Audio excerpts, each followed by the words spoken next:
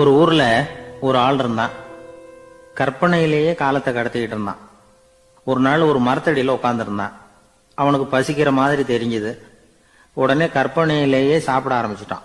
அதாவது எதிரில் இலை போட்டு சாப்பாடு போடப்பட்டிருக்கிறதாகவும் அதை இவன் சாப்பிட்றதாகவும் நினைச்சுக்கிட்டு கையை மட்டும் வாய்க்கும் தரைக்குமா அப்படியும் இப்படியும் கொண்டுகிட்டு போய் பாவனை பண்ணிக்கிட்டே இருக்கிறான்.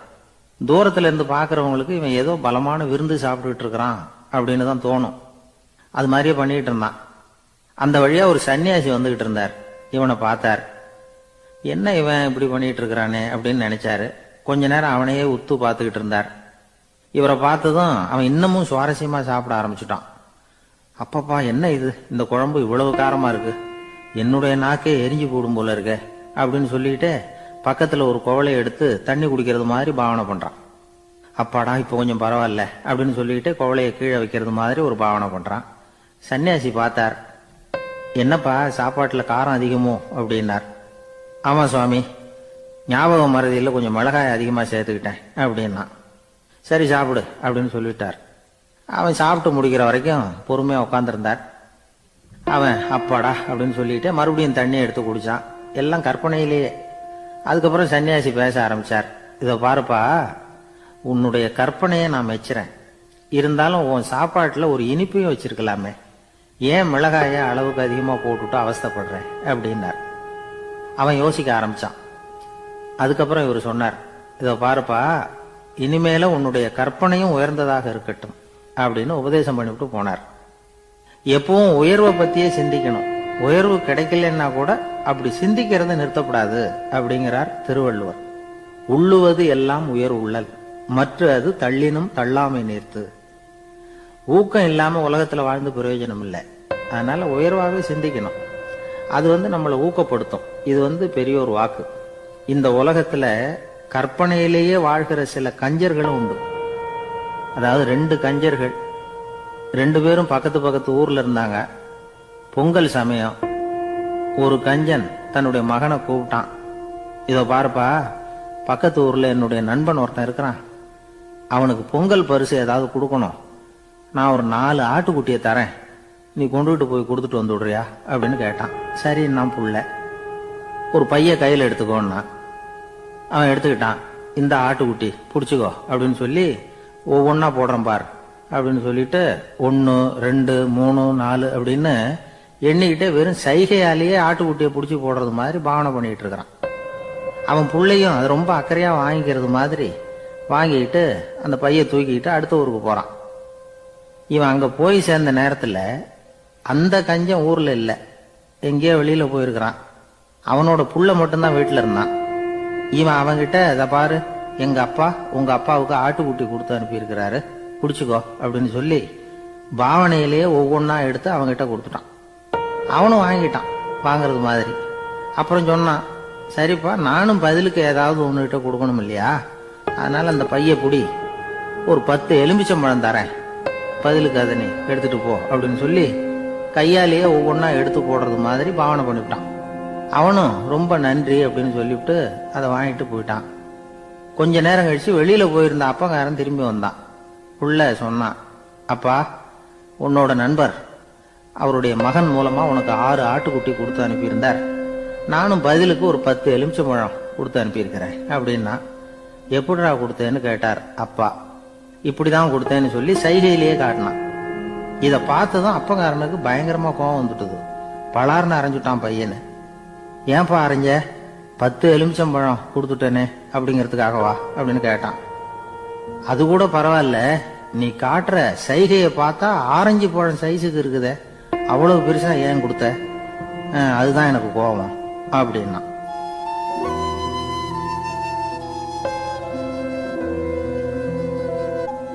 ஒரு ஊர்ல ஒரு சித்தர் இருந்தார். சூஃபி சித்தர். அவர் ஞானம் பெற்ற ஒரு சித்தர். ஒரு நாள் அந்த நாட்டு மன்னன் அவரை பார்க்கறதுக்காக வந்தான். என்ன வேணும் உனக்குன்னு கேட்டார்.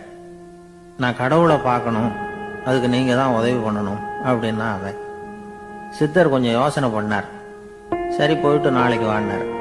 அதே மாதிரி மன்னன் போயிட்டு அடுத்த நாள் வந்தான். இங்க நீ என்னோட 1 வாரம் தங்கியிருக்க வேண்டியிருக்கும்னார். சரின்னா ஒரு பிச்சை பாத்திரத்தை தூக்கி கையில கொடுத்தார். அவனுக்கு ஒன்றும் புரியல. இருந்தாலும் வாங்கிக்கிட்டான். வாங்கிக்கிட்டு இதை என்ன செய்யணும் அப்படின்னு கேட்டான். இதை ஒன்றும் செய்ய வேணாம், இதை எடுத்துக்கிட்டு பக்கத்தில் உள்ள கிராமங்களுக்கு போ, வீடு வீடா பிச்சை எடுத்துக்கிட்டு வா. அப்படி வந்த பிறகுதான் உனக்கு சாப்பாடும் ஓய்வும் கிடைக்கும்.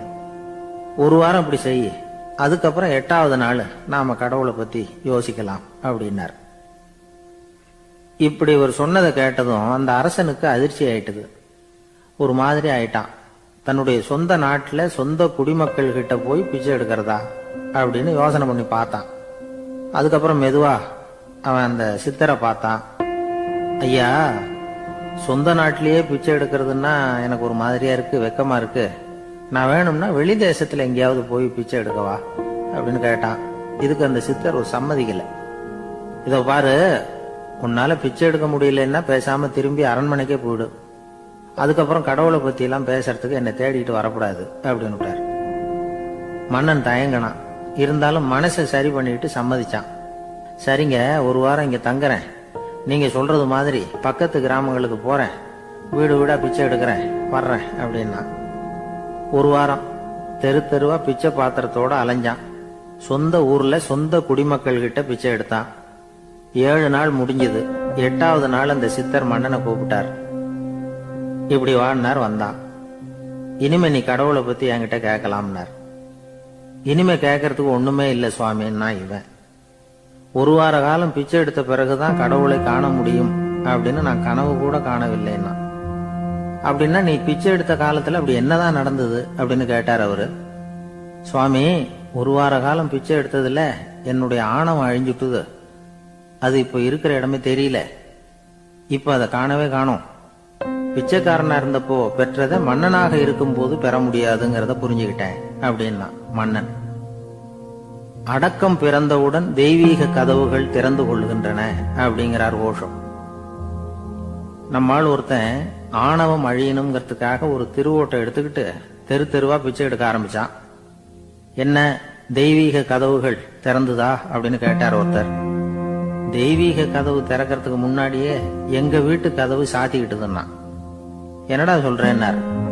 இனிமே வீட்டுக்குள்ளேயே வர வேணாம், இதையே தொழிலா வச்சுக்கோ அப்படின்னு எங்க வீட்டுல சொல்லிவிட்டாங்க சார் அப்படின்னா.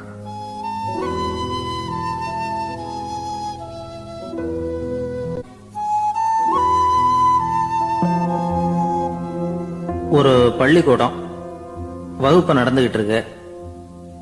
ஆசிரியர் பாடம் நடத்திக்கிட்டு இருக்கிறார்.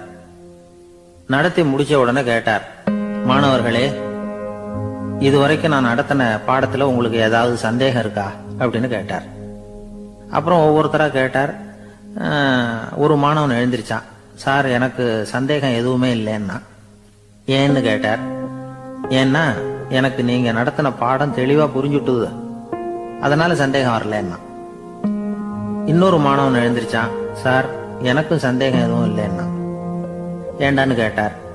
ஏன்னா எனக்கு நீங்க நடத்தின பாடம் எதுவுமே புரியல, அதனால சந்தேகம் வரல அப்படின்னா. இந்த இடத்துல நாம கொஞ்சம் சிந்திச்சு பார்க்கணும். இந்த உலகத்துல எல்லாம் புரிஞ்ச ஒருத்தனுக்கும் சந்தேகம் வராது, எதுவுமே புரியாத ஒருத்தனுக்கும் சந்தேகம் வராது. அறகுறையா புரிஞ்சுக்கிட்டவன் இருக்கான் பாருங்க, அவனுக்கு தான் அடிக்கடி சந்தேகம் வரும். ஆக மாணவர்களை இந்த 3 வகையா பிரிக்கலாம். அதே மாதிரி தான் மனிதர்களையும் 3 வகையா பிரிக்கிறாங்க ஆன்மீகவாதிகள். ஒரு ஆன்மீக பெரியவர் என்ன சொல்றார் தெரியுமா? இந்த உலகத்துல 3 வகையான மனிதர்கள் இருக்கிறாங்களாம். முதல் வகை எப்படி தெரியுமா? இவங்களுக்கு எதையும் தெரிஞ்சுக்கணுங்கிற அவசியமே கிடையாது. ஏன்னா அவங்களுக்கு எல்லாமும் தெரியும். இவங்க ஞானத்தின் முழு வடிவா இருக்கிற காரணத்தினால அவங்களுக்கு எந்த சந்தேகமும் இல்லை, எந்த கேள்விகளும் கிடையாது. இந்த நிலையில இருக்கிறவன் கிருஷ்ணன். எல்லாத்துக்கும் விட தெரிஞ்சுக்கிட்ட நிலையில அவன் விடையாக மாறிவிட்டான் அப்படின்னு சொல்லுவாங்க. 2வது நிலையில இருக்கிறவன் அர்ஜுனன். இவனுக்கு எப்ப பார்த்தாலும் கேள்விதான், சந்தேகம்தான். பதில் சொல்ல சொல்ல அவனுக்கு இருக்கிற சந்தேகமும் அதிகமாகிட்டே இருக்கும், குறையவே குறையாது. அர்ஜுனன் மாதிரி உள்ளவங்க எப்பவும் கேள்வி கேட்டுக்கிட்டே இருப்பாங்க. ஒரு கேள்விக்கு விட கிடைச்சுடுத்துன்னு வைங்க, உடனே இன்னொரு கேள்வி அவங்க கிட்ட இருந்து வரும். கிருஷ்ணனுடைய நிலை எப்படின்னா அது கேள்விகளே அற்ற ஒரு நிலை. அர்ஜுனனுடைய நிலை எப்படின்னா அது கேள்விகளை தவிர வேறு எதுவும் அற்ற ஒரு நிலை. இவங்களை தவிர இன்னொரு ஆள் இருக்கிறான், அவனுக்கும் கேள்விகள் அற்ற ஒரு நிலை தான். அவன் யாருன்னா துரியோதனன். இவனுக்கு தெரிஞ்சுக்கணுங்கிற எண்ணமே சுத்தமா கிடையாது.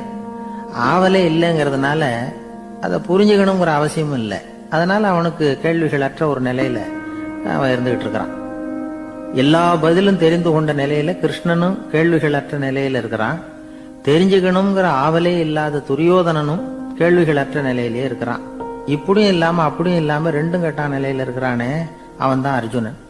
அதனால பெரியவங்கள்லாம் என்ன சொல்றாங்கன்னா, இந்த உலகத்துல அர்ஜுனன்களா இருக்கிறவங்க ஒண்ணு துரியோதனனா மாறிடணும், இல்லைன்னா கிருஷ்ணனா மாறிடணும். இதை தவிர வேற வாய்ப்பு இல்லை. துரியோதனன் மாதிரி உள்ளது விலங்கு நிலை, கிருஷ்ணன் மாதிரி உள்ளது தெய்வ நிலை. அர்ஜுனன் விலங்காவும் ஆக முடியல, தெய்வமாவும் ஆக முடியல. இப்படி ரெண்டும் கெட்டானா இருக்கிற வரைக்கும் இந்த கேள்விகளும் பிரச்சனைகளும் இருந்துகிட்டே தான் இருக்கும். இதுதான் பெரியவர்கள் சொல்லுகிற அனுபவ உண்மை. ஒரு ஆசிரியர் ரொம்பவும் விரிவா விளக்கமா பாடம் நடத்தின பிறகு, மாணவர்களே ஏதாவது சந்தேகம் இருந்தா கேளுங்கன்னாராம். ஒரு மாணவன் எழுந்திருச்சான். சார், எனக்கு ஒரு சந்தேகம்னா. என்னன்னு கேட்டார். இது வரைக்கும் என்ன பாடம் சார் நடத்துனீங்க அப்படின்னா அந்த பையன்.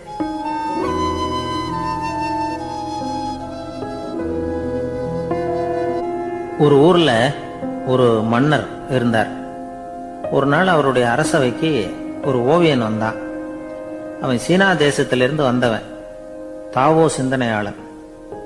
அவன் அங்க மன்னர் முன்னாடி நிக்கிறான். யாரும் செய்ய முடியாத ஒரு காரியத்தை என்னால செய்ய முடியும்னா. இவன் இப்படி சொன்னதை கேட்டதும் ஏற்கனவே அங்க இருந்த அரசவை ஓவியன் ஒருத்தனுக்கு கோபம் வந்துட்டுது. இதோ பாரு, இப்படி எல்லாம் பேசக்கூடாது, நான் வேணும்னா உன்னுடைய சவாலை ஏத்துக்கிறேன் அப்படின்னா.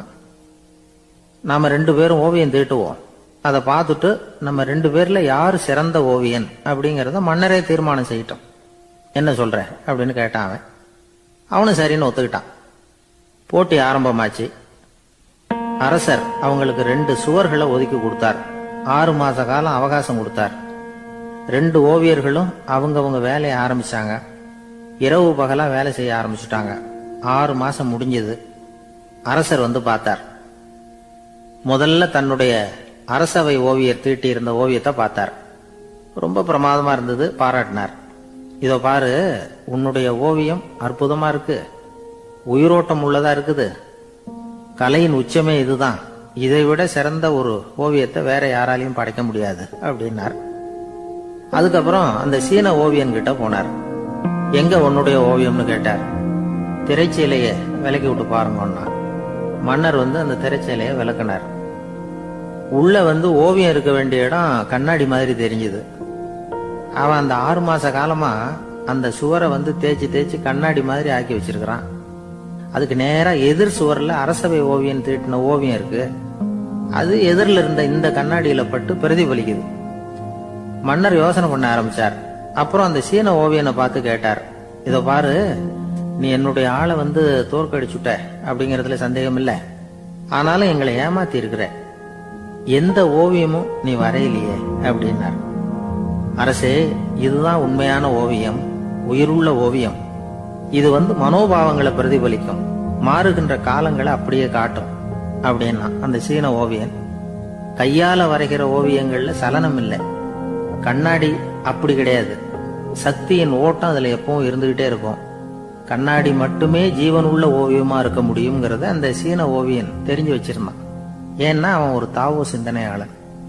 ஒவ்வொரு குழந்தையும் இந்த கண்ணாடியோட தான் பிறக்குது. ஆனா நாம என்ன செய்யறோம்னா, ஓவியங்களை கண்ணாடி மீது பதிப்பிச்சு விடுறோம். கண்ணாடி நம்மளை பிரதிபலிக்குது. நம்முடைய அழகோ அவலட்சணமோ கண்ணாடியை பாதிக்கிறது இல்லை. ஏன்னா அதுக்கு மனம் கிடையாது. கடந்து போன வினாடியை பத்தி அது சிந்திக்கிறது இல்லை. அடுத்த கணத்தை பத்தின எதிர்பார்ப்பும் அதுகிட்ட கிடையாது. அதுதான் பற்றற்ற நிலை. மனிதனுக்கு தேவைப்படுறது அதுதான். கண்ணாடி கிட்ட இருந்து நாம கற்றுக்கொள்ள வேண்டிய பாடம் இது. வாழ்க்கையில மனிதர்களை நேசிக்கலாம், உலகின் அழகையெல்லாம் பிரதிபலிக்கலாம், ஆனா எதையும் பற்றி கொண்டு விடக்கூடாது அப்படிங்கிறது பெரியவர்கள் அறிவுரை. துயரம்ங்கிறது பற்றுக்களின் சாயை. கண்ணாடி முன்னாடி நிக்கிறப்போவெல்லாம் நமக்கு இந்த ஞாபகம் வரணுமா. ஒரு குடும்ப தலைவர் ஒரு நாள் காலையில விடிஞ்சு எழுந்திரிச்சதும் சத்தம் போட்டார். யார் இந்த கருங்குரங்கு படத்தை என் ரூம்ல கொண்டாந்து மாட்டி வச்சது அப்படின்னு கத்தினார். சமையல் கட்டில இருந்து மனைவி பதில் சொன்னாங்க. தூக்க கலக்கத்துல உளராதுங்க, நல்லா பாருங்க, அது படம் கிடையாது, முகம் பார்க்கிற கண்ணாடி அப்படின்னாங்க.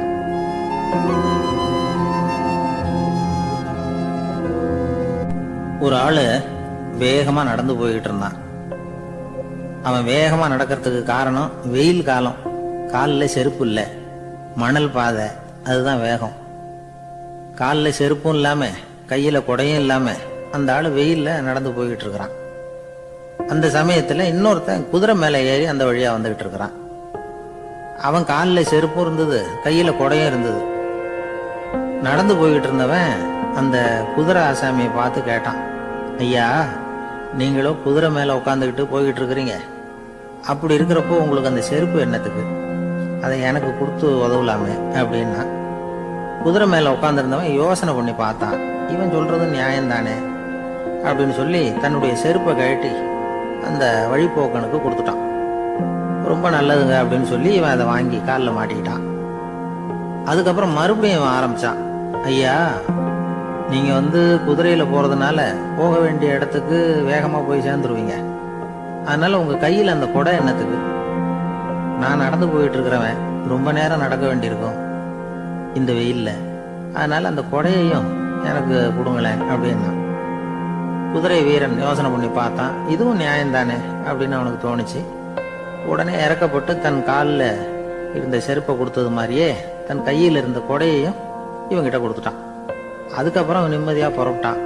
இப்ப மறுபடியும் கை தட்டி அவனை நிறுத்தினான். கீழே நின்றுட்டு இருந்தவன், என்னப்பா ஏன் என்ன நிறுத்தின, இன்னும் ஏதாவது வேணுமா உனக்கு அப்படின்னா குதிரையில இருந்தவன். இவன் மெதுவா வாயை திறந்து அந்த குதிரையையும் என்கிட்ட கொடுத்துருங்களேன்னா. அந்த குதிரை வீரன் இப்போ ஒரு கணம் யோசனை பண்ணி பார்த்தான். உடனே என்ன பண்ணான் தெரியுமா, தன்கிட்ட இருந்த குதிரை சவுக்கை எடுத்தான். குதிரை சவுக்கால அந்த ஆளை வாங்குவாங்கன்னு வீசி தள்ளிவிட்டான். இவ்வளவு சவுக்கடியும் வாங்கிட்டு இந்த ஆள் என்ன பண்ணான் தெரியுமா, சிரிக்கிறான். அடி வாங்கிட்டு யாராவது சிரிப்பாங்களா? குதிரை வீரனுக்கு ஒன்றும் புரியல. என்னப்பா அது, ஏன் இப்படி அடி வாங்கிட்டு இப்படி சிரிக்கிறியே அப்படின்னு கேட்டான். இப்ப அந்த வழிபோக்கன் சொல்றான், ஐயா, நான் இப்படி சிரிக்கிறதுக்கு காரணம் இருக்கு. இப்படி குதிரை கேட்டு உங்ககிட்ட அடி வாங்கலைன்னு வச்சுக்கோங்க, என் உயிர் உள்ள வரைக்கும் மனசுல ஒரு தவிப்பு இருந்துகிட்டே இருக்கும். செருப்பையும் கொடையையும் கேட்ட உடனே கொடுத்தவன் குதிரையையும் கேட்டிருந்தா கொடுத்துருப்பானோ அப்படிங்கிற பேராசையில ஏங்கிக்கிட்டே இருந்திருப்பேன். இப்போ உங்ககிட்ட அடி வாங்கின பிறகு என்னுடைய அந்த சந்தேகம் தீர்ந்து போச்சு. என்னுடைய ஆசைக்கு எல்லை எது அப்படிங்கறத எனக்கு புரிஞ்சுட்டுது அப்படின்னு சொல்லிவிட்டு அவன் நடக்க ஆரம்பிச்சுட்டானான். ஆசைக்கும் எல்லை உண்டு அப்படிங்கிறத விளக்கறதுக்காக வாரியார் சுவாமிகள் சொல்ற கதை இது. இந்த காலத்திலயும் ஒருத்தன் அது மாதிரி கொடை செருப்போட குதிரையில போய்கிட்டு இருந்தான். எதிரில் நடந்து வந்தவன், ஐயா, உங்க கொடையை எனக்கு கொடுங்களேன்னு கேட்டான். உடனே அவன் குதிரையிலிருந்து கீழே குதிச்சு அவனை சாட்டையால் அடிக்க ஆரம்பிச்சுட்டான். இன்னொருத்தர் அந்த வழியா வந்தவர் இதை பார்த்தார். ஏன்பா, அவன் கேட்டான், உன்னால முடியலன்னா இல்லைன்னு சொல்லிட வேண்டியது தானே, அதுக்காக ஏன் இப்படி அவனை போட்டு அடிக்கிறேன்னு கேட்டார். உங்களுக்கு விவரம் புரியாது சார், காலம் ரொம்ப கெட்டு போச்சு, கேட்டதை கொடுத்தேன்னு வச்சுக்கோங்க, இந்த குதிரையே என்னோடது, அவன் திருடிக்கிட்டு போறான் அப்படின்னு என் பேர்ல புகார் கொடுக்க ஆரம்பிச்சிருவான் சார் அப்படின்னா. அது எப்படி அவ்வளவு உறுதியா சொல்றேன்னு கேட்டார் அவரு. ஏற்கனவே அது மாதிரி ஒருத்தன் பேர்ல புகார் கொடுத்துட்டு தான் இந்த குதிரையை நான் தள்ளிட்டு வந்துகிட்டு இருக்கிறேன் அப்படின்னா. ஒரு காட்டுல ஒரு நரி இருந்தது. ஒரு நாள் காலை நேரம் அது தன்னுடைய இருப்பிடத்துல இருந்து வெளியில வந்தது. கொஞ்சம் தூரம் நடந்து வந்தது. அப்பதான் அது தன்னோட நிழலை கவனிச்சு பார்த்தது. பார்த்தா அது ரொம்ப நீளமா பெருசா இருக்குது. காலை நேரத்துல நிழல் அப்படித்தானே இருக்கும். ஆனா அந்த நரிக்கு அந்த விஷயம் தெரியல. தன்னுடைய நீண்ட பெரிய நிழலை பார்த்து ஆச்சரியப்பட்டது. ஆஹா, நாம இவ்வளவு பெருசாவா இருக்கிறோம் அப்படின்னா என்னுடைய காலை சாப்பாட்டுக்கு ஒரு யானை இல்லைன்னா ஒரு ஒட்டகம் கிடைச்சாதான் சரியா இருக்கும் போல இருக்கு அப்படின்னு முடிவு பண்ணிட்டு உடனே ஒரு யானை அல்லது ஒட்டகத்தை தேடி அலைஞ்சது. எங்க கிடைக்கும்னு கிடைக்கவே இல்லை. மத்தியானம் 12 மணி ஆயிட்டுது. பசியோட அலையுது. இப்ப தன்னோட நிழலை பார்த்தது. அது மத்தியான நிழல் எப்படி இருக்கும், அது ரொம்பவும் குறுகி போய் தெரிஞ்சது. உடனே அந்த நரி என்ன நினைச்சுக்கிட்டு தான் தெரியுமா, காலை ஆகாரம் சாப்பிடாததுனால நம்ம உடம்பு இப்படி அழிச்சு போட்டுதே அப்படின்னு நினைச்சுக்கிட்டு தான். கொஞ்ச நேரம் கழிச்சு மறுபடியும் தன்னுடைய நிழலை பார்க்குது. அது இன்னமும் குறுகி போய் காலடியிலேயே வந்துட்டுது.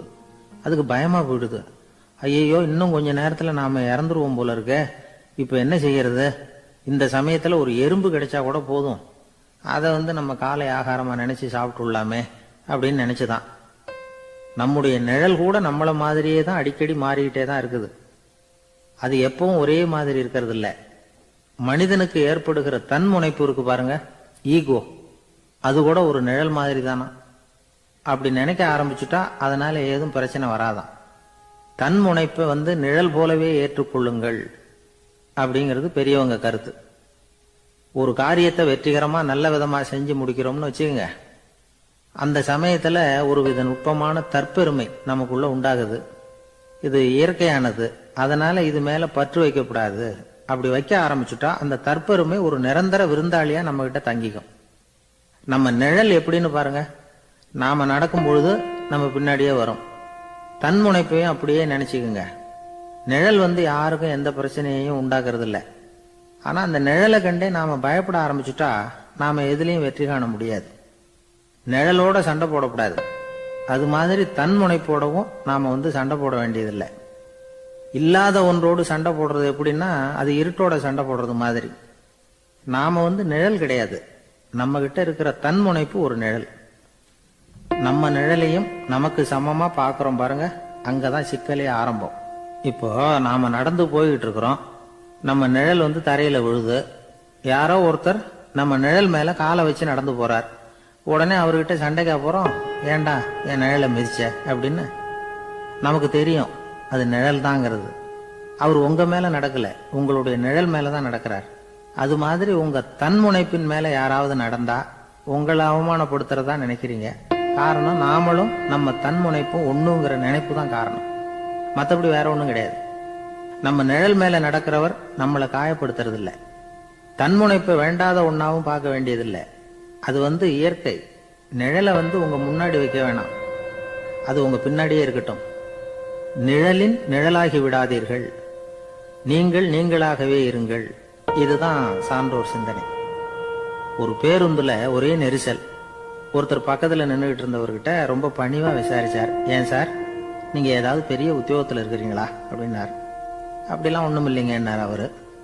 அப்படின்னா வேற ஏதாவது அரசியல்ல பெரிய பதவியில் இருக்கிறீங்களா அப்படின்னு கேட்டார். அதுவும் இல்லைங்கன்னார். சரி, பணமாவது அதிகமா வச்சிருக்கீங்களா அப்படின்னு கேட்டார். அப்படிலாம் ஒன்றும் கிடையாது சார்னார் அவரு. அப்புறம் எதுக்குடா என் காலை மிதிச்சுக்கிட்டு இருக்கிற, எடுறா காலை அப்படின்னாராம் இவர். ஒரு ரயில் வேகமா போயிட்டு இருக்கு. அது ஒரு ரயில்வே ஸ்டேஷன்ல கொஞ்ச நேரம் நின்னுது. அப்போ அதுல ஒரு ஆள் ஏறினார். தலையில ஒரு மூட்டையை வச்சிருந்தார். மூட்டையை தலையில சுமந்துக்கிட்டே உள்ள வந்தாரு. மூட்டையை தலையில சுமந்துக்கிட்டே ஒரு இடத்துல உட்கார்ந்தார். ரயில் மறுபடியும் புறப்பட்டது. இவர் தன் தலையில இருந்த மூட்டைய கீழே இறக்கி வைக்கணும்ல, வைக்கல, சுமந்துக்கிட்டே வர்றார். எதிரில் உட்கார்ந்துருந்தவர் கேட்டார், ஏங்க ஏன் இப்படியே உட்கார்ந்துருக்கிறீங்க தலையில மூட்டையை வச்சுக்கிட்டு, மூட்டையை கீழே இறக்கி வைக்கலாமே அப்படின்னார். வேணாங்க, பாவம், தலையில இருக்கிற மூட்டையை இறக்கி ரயில்ல வச்சா ரயிலுக்கு பாரம் அதிகமா இருக்கும் அப்படின்னார் அவரு. இப்படி ஒரு ஆளை பார்த்தா நமக்கு சிரிப்பு தான் வரும். ஏன்னா ரயிலுங்கிறது அந்த மூட்டையையும் சேர்த்து சுமந்துக்கிட்டு தான் போகுது. அவன் அந்த மூட்டையை தலையில வச்சிருந்தாலும் ஒண்ணுதான், தரையில வச்சிருந்தாலும் ஒண்ணுதான். அதனால ரயிலுக்கு எந்த மாற்றமும் ஏற்பட போறதில்லை. அதே மாதிரி தான் நம்ம மனமும். இதுவும் ஒரு தேவையில்லாத சுமை, அனாவசியமா சுமந்துகிட்டு இருக்கிறோம். இத கீழே இறக்கி வச்சுட்டா வாழ்க்கை பிரயாணம் சுகமா இருக்கும். ரயில் பிரயாணம் பண்ற அந்த ஆள் மூட்டையை சுமக்கிறான், வாழ்க்கை பிரயாணம் பண்ற நாம மனசை சுமக்கிறோம். இது ரெண்டுக்கும் எந்த வித்தியாசமும் இல்லை. மனசை கீழே இறக்கி வச்சுட்டா பாரம் இல்லாமல் வாழலாம், பறவைகள் மாதிரி பறக்கலாம், குழந்தைகள் மாதிரி கள்ளங்கபடம் இல்லாம வாழலாம். இந்த வெளி உலகத்துல நாம நிலை பெற்று இருக்கணும், வேரூன்றி இருக்கணும். அதே சமயம் நம்முடைய உள் வெளியில ஆன்மீக வாழ்க்கையில பாரம் இல்லாம இருக்கணும். அப்போ பறக்கணும், நதியை போல ஓடணும், மிதக்கணும். பயணம் சுகமா இருக்கும், களைப்பு தெரியாது, கவலை தெரியாது. ஒரு சீடன் போதி தர்மரை நாடி வந்தான். குருவே, நீங்கள் என்ன வெறுமையாக இருக்க சொன்னீங்க, நான் இப்ப மறுபடியும் வெறுமையானவன் ஆகிட்டேன், அதனால இப்ப என்ன செய்ய சொல்றீங்க என்ன அப்படின்னு சொல்லி நின்னான். உடனே அந்த குரு பக்கத்துல இருந்த ஒரு குச்சியை எடுத்து அவன் தலையில அடிச்சு, போய் அந்த வெற்றுத்தன்மையையும் வீசி எறிந்து விட்டு வா அப்படின்னார். நான் இப்போ காலியா இருக்கிறேன்னு ஒருத்தன் சொல்றான்னு வச்சுங்க, அது உண்மை இல்லை. ஏன்னா இன்னமும் அதுல நான்கிற எண்ணம் இருக்குது. எந்த சிந்தனையும் இல்லாம இருக்கிறது கடினம்தான். ஆனாலும் மனிதன் அதுல உள்ள நுட்பத்தை புரிஞ்சுக்கிட்டான்னா இவ்வளவு தூரம் தூக்கி சுமந்துக்கிட்டு வந்த அந்த மனதின் முட்டாள்தனத்தை அவனே பார்த்துட்டு சிரிப்பான். இதுதான் பெரியவங்க சொல்லியிருக்கிற ஆலோசனை. நம்மால் ஒருத்தன் தலையில ஒரு பெரிய மூங்கில் கூடையோட ரயில்ல உட்கார்ந்தான். கூடை தலையில இருந்தது, கீழே இறக்கி வைக்கல. எதிரில் இருந்தவர் கேட்டார், ஏங்க எதுக்காக அதை அனாவசியமா சுமந்துகிட்டே இருக்கீங்க, கீழே இறக்கி வைங்களேன்னார். இல்லைங்க, நான் வீட்டை விட்டு புறப்படும் பொழுதே என் பையன் சொல்லிவிட்டான் கூடைய தலையை விட்டு இறக்கப்படாதுன்னு அப்படின்னார். அவன் சின்ன பையன், விவரம் இல்லாம சொல்லியிருப்பான். இப்ப என்ன நேரில் வந்தா பாத்துக்கிட்டு இருக்கிறான், நீங்க இறக்கி வைங்கன்னார் அவர். அவன் நேரில் பாத்துக்கிட்டு இல்ல, இருந்தாலும் நான் இந்த கூடையை கீழே இறக்கி வச்சா அது அவனுக்கு தெரிஞ்சிரும் அப்படின்னாரு இவர். அது எப்படின்னாரு அவர். அவன் தனக்கு டிக்கெட் வாங்க வேணாம்னு சொல்லி இப்ப இந்த கூடைக்குள்ளதான் உட்கார்ந்துருக்கிறான் அப்படின்னார் இவர். ஒரு ஊர்ல ஒரு மன்னர் இருந்தார். அழகான அரண்மனையில அவர் இருந்தார். அந்த அரண்மனையை விட அழகா ஒரு மாளிகையை அந்த ஊர்லயே வேற ஒருத்தன் கட்டியிருந்தான். அப்படி கட்டி முடிச்சதுல அவனுக்கு ரொம்ப பெருமை. எத்தனையோ செல்வந்தர்கள்லாம் பார்த்துட்டு, இந்த மாளிகையை விலைக்கு கொடுத்துடுறியா, எவ்வளவு விலை சொன்னாலும் சரி நாங்க வாங்கிக்கிறதுக்கு தயாரா இருக்கோம் அப்படின்னு சொல்லி கேட்டு பார்த்துட்டாங்க. நான் இதை விற்கிறதுக்கு தயாரா இல்ல அப்படின்னு சொல்லிவிட்டான். அவ்வளவு சிறப்பா கலை அம்சத்தோடு அதை கட்டி முடிச்சிருக்கிறான். அதுவே ஒரு பெரிய அரண்மனை மாதிரி இருந்ததுன்னா பாத்துங்களேன். சுற்றிலும் அழகான பூந்தோட்டம். ஒரு நாள் அவன் எங்கேயோ வெளியூர் போயிட்டு திரும்பி வந்துகிட்டு இருக்கிறான். அப்போ அந்த மாளிகை தீப்பெட்டி எரிஞ்சுக்கிட்டு இருக்கு. பதறி போட்டான். விலைக்கு கேட்டவங்க யாராவது இதை செஞ்சிருக்கணும், இல்லைன்னா மன்னரே செய்த சதியோ என்னவோ, இப்படிலாம் அவனுக்கு சந்தேகம். ஒரு மூலையில உட்காந்து அழ ஆரம்பிச்சுட்டான். அந்த சமயத்துல அவனுடைய மகன் அங்க ஓடி வந்தான். அப்பா அழாதீங்க, இதை நான் நேத்து ராத்திரியே நம்ம ஊர் மன்னருக்கு வித்துட்டேன். இதை கட்டி முடிக்க நமக்கு எவ்வளவு செலவாச்சோ அதை போல 3 மடங்கு விலைக்கு வித்துட்டேன், கவலைப்படாதீங்க. இதை விட அழகான மாளிகையை நாம புதுசா கட்டிக்கலாம்னா. இதை கேட்டதும் அழுதுகிட்டு இருந்தவன் அழுகையை நிறுத்தினான், சிரிக்க ஆரம்பிச்சுட்டான். இதே இடத்த நான் மன்னர்கிட்ட இருந்து விலைக்கு வாங்குவேன், இதை விட அழகான மாளிகையை கட்டுவேன் அப்படின்னு சுத்தி நின்ன எல்லார்கிட்டையும் சொல்லிக்கிட்டு இருந்தான். இந்த சமயத்துல அவனோட இளைய மகன் ஓடி வந்தான். அப்பா, அண்ணன் சொன்னதெல்லாம் சரிதான், மன்னர்கிட்ட விலை பேசினதெல்லாம் உண்மைதான். ஆனா வித்தது பேச்சு அளவுல தான். இனிமேதான் பத்திரம் வாங்கணும், எழுதணும், நீங்க கையெழுத்து போடணும், பதிவு பண்ணணும், மன்னர்கிட்ட பணம் வாங்கணும். அதுக்காகத்தான் உங்களை எதிர்பார்த்துக்கிட்டு இருந்தோம். அதுக்குள்ள இப்படி ஆயிட்டுதுன்னா. இப்ப சிரிச்சுக்கிட்டு இருந்தாவன் சிரிப்பை நிறுத்தினான். மறுபடியும் குழந்தை மாதிரி அழ ஆரம்பிச்சுட்டான். இது ஒரு சம்பவம். இதுல இருந்து என்ன தெரியுது? அந்த அழகான மாளிகை தன்னுடையது அப்படின்னு நினைக்கும் பொழுது அவனுக்கு அழுகை வந்தது. அது தன்னுடையது இல்லை அப்படின்னு நினைக்கிற போது சிரிப்பு வந்தது. மறுபடியும் அது தன்னுடையதுதான் அப்படிங்கிற உணர்வு வரும்பொழுது அழுகை. எது எதிலிருந்து நீ நீங்கி இருக்கிறாயோ அது அதிலிருந்து உனக்கு துன்பம் இல்லை அப்படிங்கிறார் திருவள்ளுவர். இந்த உடம்பு என்னுடையதில்லை அப்படிங்கிற உணர்வு வந்துட்டா அது ஒரு பெரிய நிலை. அந்த நிலை வரணும்.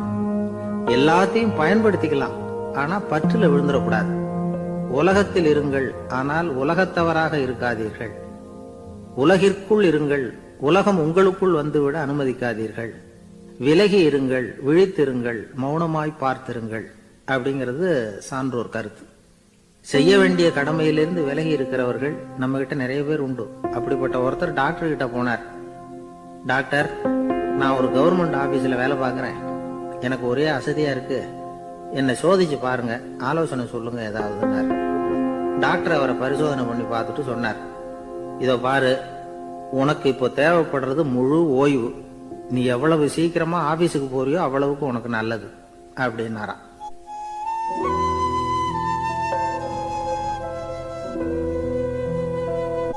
எனக்கு தெரிஞ்ச ஒருத்தர் இருக்கார்.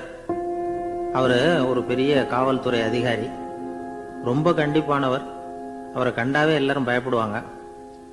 அப்படிப்பட்டவர் வீட்டுக்கு போனா அப்படியே அடியோட மாறிடுவார். அங்க போய் பாத்தீங்கன்னா குழந்தைகளோட குழந்தையா அவர் விளையாடிக்கிட்டு இருப்பார். அலுவலக சமயத்துல பாத்தீங்கன்னா குதிரை முதுகுல அவர் உட்கார்ந்துருப்பார். வீட்டுல பாத்தீங்கன்னா அவர் முதுகுல குழந்தை உட்கார்ந்துருக்கும்.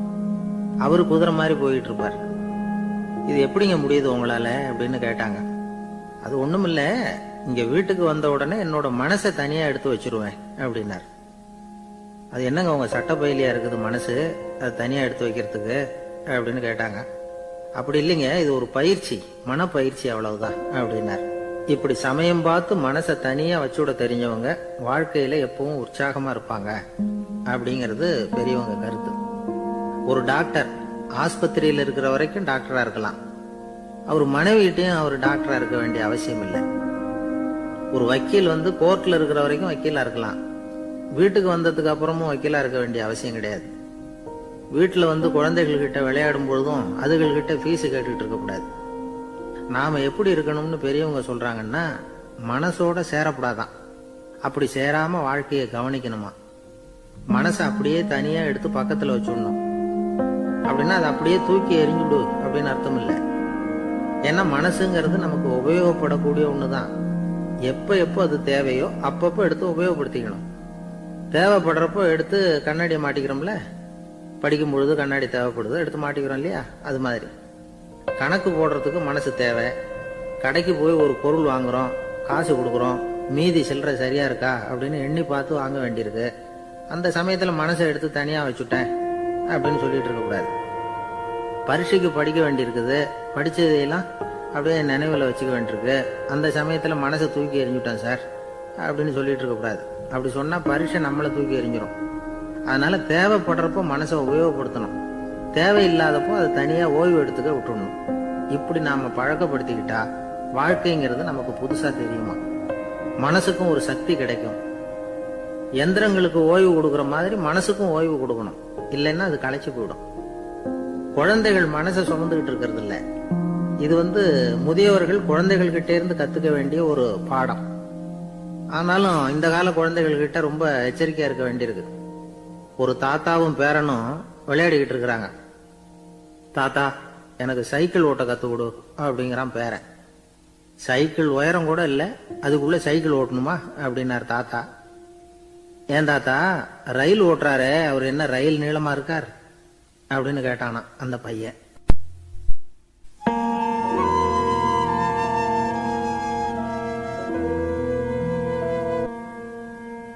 ஒரு நல்ல நகைச்சுவை எப்படி இருக்கணும், இதுக்கு ஒவ்வொருத்தர் ஒவ்வொரு மாதிரியான விளக்கத்தை கொடுத்திருக்கிறாங்க. ஆனா கலைவாணர் NS கிருஷ்ணன் கொடுக்கிற விளக்கம் என்ன தெரியுமா?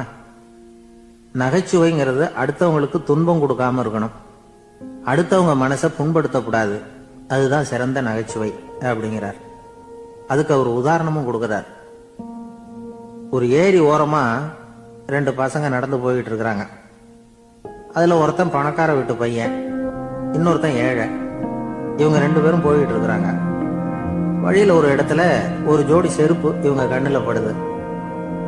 ஒரு விவசாயி அந்த செருப்பை அங்க விட்டுட்டு பக்கத்துல இருந்த ஏரியில கை காலை கழுவிட்டு இருக்கிறார். உடனே அந்த பணக்கார பையனுக்கு ஒரு ஐடியா. அவன் சொன்னானா, டேய், இப்போ ஒரு வேடிக்கை செய்யலாம், அந்த செருப்பு 2ஐயும் தூக்கி எட்டத்துல வீசி எரிஞ்சிருவோம். அந்த ஆள் பார்த்துட்டு செருப்பை தேடி அல்லாடுவான், அங்கேயும் இங்கேயும் ஓடுவான், திரு திருன்னு முழிப்பான். அதை பார்த்து நாம ரசிக்கலாம், நல்ல தமாஷா இருக்கும் அப்படின்னு இருக்கான். இப்படி சொல்லிவிட்டு அந்த செருப்புகளை தூக்கத்துக்கு போனானா.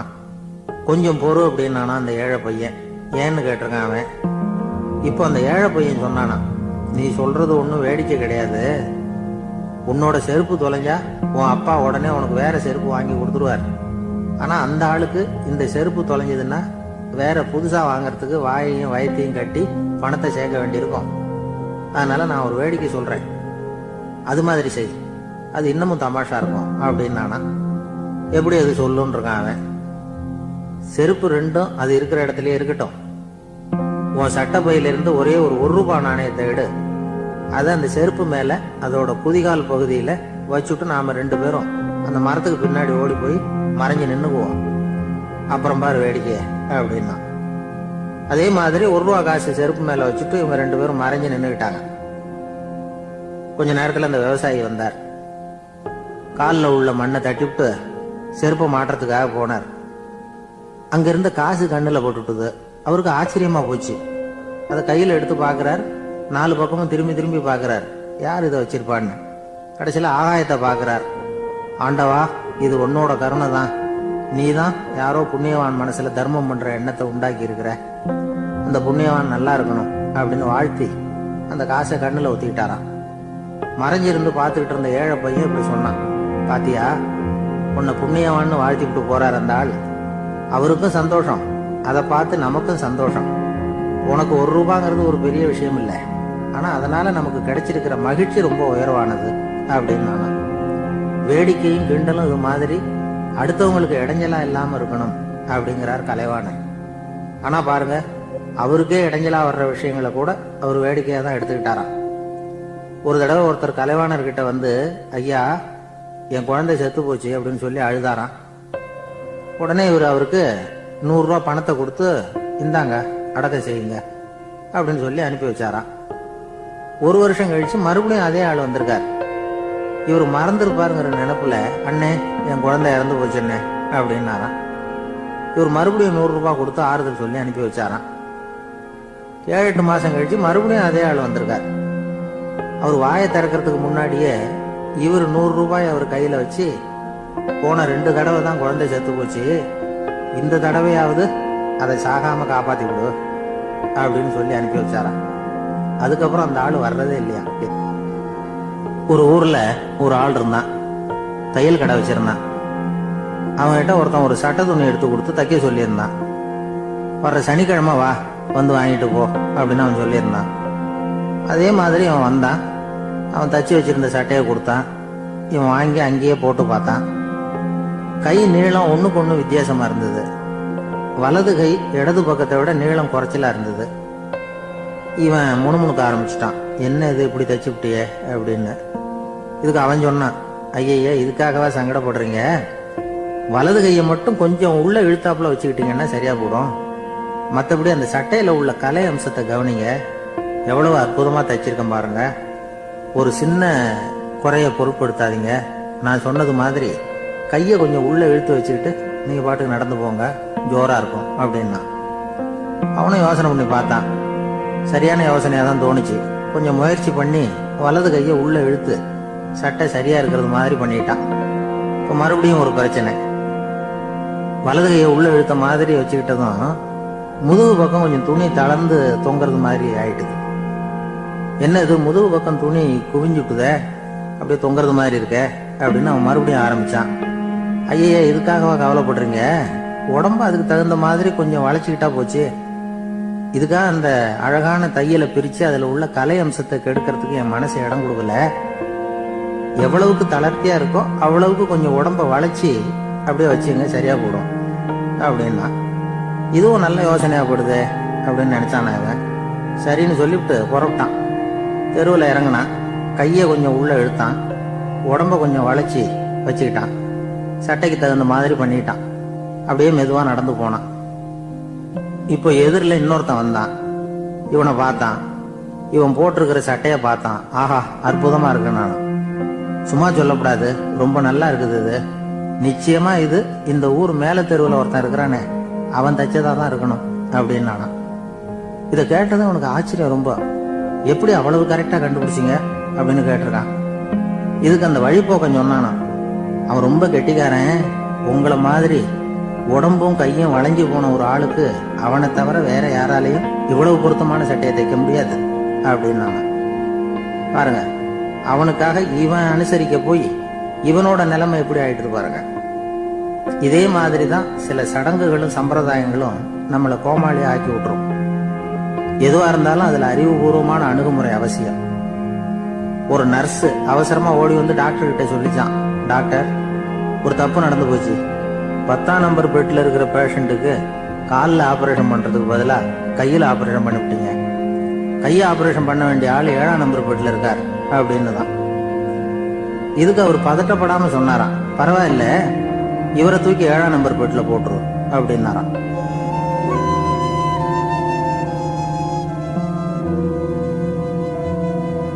ஒரு ஆள் இருந்தார். அவரு தன்னை ஒரு குருன்னு சொல்லிக்கிட்டார். மௌன குரு, வாயை திறக்கிறது இல்ல. அவருக்கு 2 சீடர்கள் உண்டு. இவங்க தான் வர்றவங்க கிட்ட பேசுவாங்க, விளக்கம் கொடுப்பாங்க. ஒரு நாள் இந்த சீடர்கள் 2 பேரும் எங்கேயோ வெளியில போயிட்டாங்க. அந்த நேரம் பார்த்து ஒருத்தர் அங்க வந்தார். குரு கிட்ட போனார். குருவே, புத்தர்னா என்ன அப்படின்னு கேட்டார். குருவுக்கு ஒன்னும் புரியல. அவர் உண்மையான குருவா இருந்தாவில புரியும். திருன்னு முழிக்க ஆரம்பிச்சார். இந்த நேரம் பார்த்து இந்த சீடர்களும் எங்கேயோ போயிட்டாங்களே, என்ன பண்றது, உதவிக்கு யாராவது கிடைக்க மாட்டாங்களா அப்படின்னு அப்படி சுற்றும் முற்றும் பார்த்தார். வந்தவர் இதை கவனிச்சார். ஏதோ புரிஞ்சுக்கிட்ட மாதிரி அடுத்த கேள்வியை கேட்டார். தர்மம்னா என்ன சுவாமி அப்படின்னார். குருவுக்கு ரொம்ப சங்கடமா போச்சு. நம்ம நிலைமை இப்படி ஆயிட்டுதே, இக்கட்டில் விட்டுட்டு போயிட்டாங்களே, எங்கேயோ இப்படி மாட்டிக்கிட்டோமே அப்படின்னு சொல்லி விட்டத்தை பார்த்தாராம். அப்புறம் குனிஞ்சு தரைய பார்த்தார். அப்படியே உட்காந்துட்டார். வந்தவர் உடனே அடுத்த கேள்விக்கு போயிட்டாராம். தியானம்னா என்ன சுவாமின்னாராம். பாவம் என்ன பண்ணுவார் அந்த குரு, பேசாம கண்ணை கெட்டியா மூடிக்கிட்டார். இது ஏதடா வம்பா போச்சுன்னு. இவர் இப்படி பண்ணா கூட வந்தவர் சளைக்கல. இன்னொரு கேள்வியும் கேட்டார். ஆசீர்வாதம்னா என்னன்னாராம். இவர் பார்த்தார், இப்படியே போனா இவர் கேள்வி கேட்கறத நிறுத்த மாட்டார்னு நினைச்சுக்கிட்டு எனக்கு ஒண்ணுமே தெரியாதுங்கிற பாவனையில 2 கையையும் விரிச்சு காட்டினாராம். வந்தவர் முகத்துல மகிழ்ச்சி, மன நிறைவு, ஏதோ எல்லாம் புரிஞ்சுக்கிட்ட ஒரு மாதிரி அங்கிருந்து புறப்பட்டு போனார். வழியில அந்த குருவோட சீடர்கள் 2 பேரையும் சந்திச்சார். உங்க குருவை நாங்க பார்த்துட்டு வரோம் அப்படின்னாராம். இவரு என்ன நடந்ததுன்னு கேட்டிருக்காங்க அவங்க. இவர் விவரமா சொன்னாராம். உங்க குரு எப்பேற்பட்ட ஞானி தெரியுமா? புத்தர்னா என்னன்னு கேட்டேன். அதுக்கு அவர் அப்படியும் இப்படியும் பார்த்தார். அதுக்கு என்ன அர்த்தம் தெரியுமா? மக்கள் புத்தரை அங்கேயும் இங்கேயும் தேடுறாங்க, உண்மையில அவர் அங்கேயும் இங்கேயும் தேடி கண்டுபிடிக்க முடியாது அப்படிங்கறத அவர் செய்கை மூலமா உணர்த்தினார். அதுக்கப்புறம் தர்மம்னா என்னன்னு கேட்டேன். ஒரு மேலையும் கீழையும் பார்த்து தர்மம் சமமானது, அதுல உயர்வு தாழ்வு இல்லை அப்படிங்கறத உணர்த்தினார்.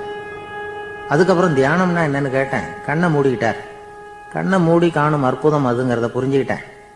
கடைசியா ஆசீர்வதிக்கப்படுறது பத்தி கேட்டேன். கைகளை நீட்டி உதவுறது தான் அது அப்படிங்கறத 2 கையையும் விரிச்சு உணர்த்தினார். எவ்வளவு பெரிய மகான் அவரு அப்படின்னு சொல்லிவிட்டு அவர் பாட்டுக்கு போயிட்டார். சீடர்கள் அதுக்கப்புறம் மெதுவா குரு கிட்ட வந்து சேர்ந்தாங்களாம். அவங்கள பார்த்ததும் குருவுக்கு கோபம் வந்துட்டுது. அடே பாவிகளா, எங்கடா போய் தொலைஞ்சிங்க? நான் ஒரு ஆளுகிட்ட மாட்டிக்கிட்டு என்ன பாடுபட்டிருக்கேன் தெரியுமா அப்படின்னாராம். இது மாதிரி தான் நாம சாதாரண மனிதர்களின் புற வேடங்கள்ல மயங்கி போயிடுறோம். அவங்க பேச்சு, செய்கை, பார்வை, இதுல எல்லாம் ஏதோ பெரிய தத்துவம் இருக்கிறதாக நினைச்சுக்கிறோம். உண்மையிலேயே அந்த தத்துவங்கள் யாருக்கு சொந்தம்? அவங்களுக்கு இல்ல, நமக்கு தான் சொந்தம். நாம தானே அதை கற்பிச்சுக்கிட்டோம். நம்மை நாம அடையாளம் கண்டுக்கிறது இல்ல, நாம யாருங்கிறது நமக்கு புரியறது இல்ல. அதுதான் இன்னைக்கு நடக்கிறது. அதனாலதான் அடுத்தவங்களை தேடி ஓடிட்டு இருக்கிறோம். சில வீடுகளில் கூட இது மாதிரி சைகைகள் உண்டு. சில குடும்ப தலைவர்கள் தினமும் காலையில கண்ணை கெட்டியா மூடிட்டு கை 2ஐயும் சுத்தமா விரிச்சு வச்சுட்டு உட்காந்து தியானம் பண்றது வழக்கம். எதுக்காக அப்படி பண்றீங்கன்னு ஒருத்தரை பார்த்து கேட்டேன். இந்த மாசம் வாங்கின சம்பளம் பூரா தீர்ந்து போச்சு, இனிமே என் கையில சுத்தமா ஒண்ணும் இல்லை, புதுசா எதுவும் செலவு வச்சுடாத அப்படிங்கறத அப்படி உள்ளங்கை 2ஐயும் விரிச்சு காட்டி அவங்களுக்கு உணர்த்துறேன், அவ்வளவுதான் அப்படின்னார்.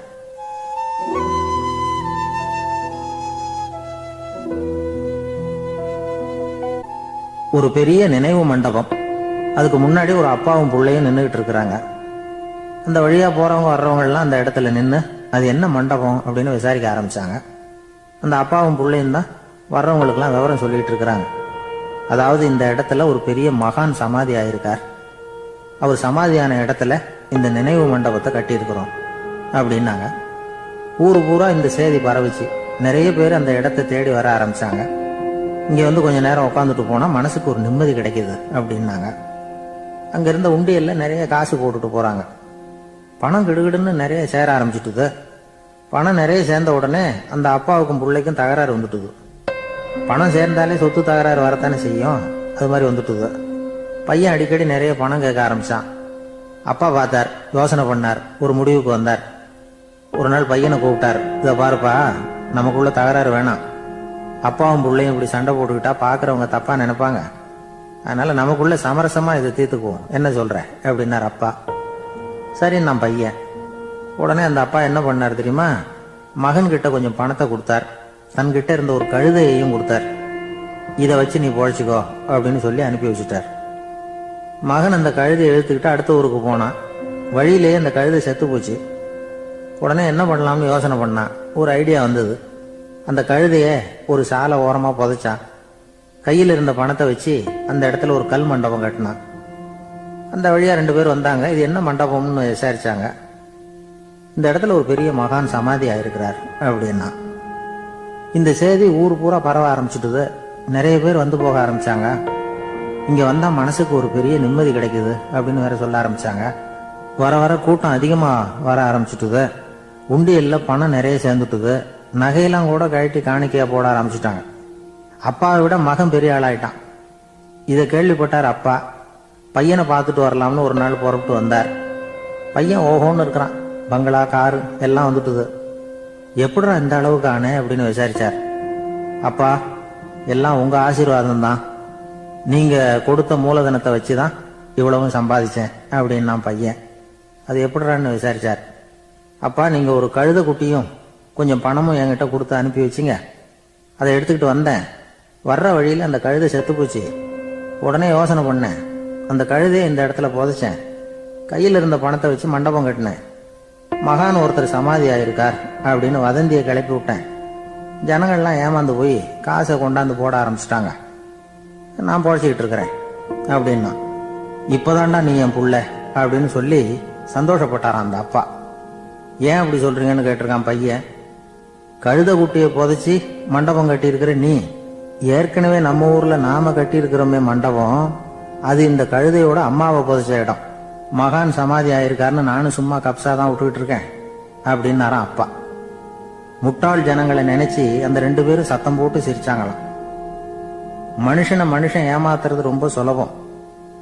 என் கூட படிச்ச ஒருத்தன் திடீர்னு ஒரு நாள் எல்லாருக்கும் அருள் வாக்கு சொல்ல ஆரம்பிச்சுட்டான். அவன் ஒரு ஆபீஸ்லயும் வேலை பார்க்கறான். ஆபீஸ்ல உள்ளவங்க எல்லாம் அவங்ககிட்ட வந்து அருள் வாக்கு கேட்கறது வழக்கம். ஒரு நாள் நான் அவன் முன்னாடி போய் உட்காந்து பேசிக்கிட்டு இருந்தேன்.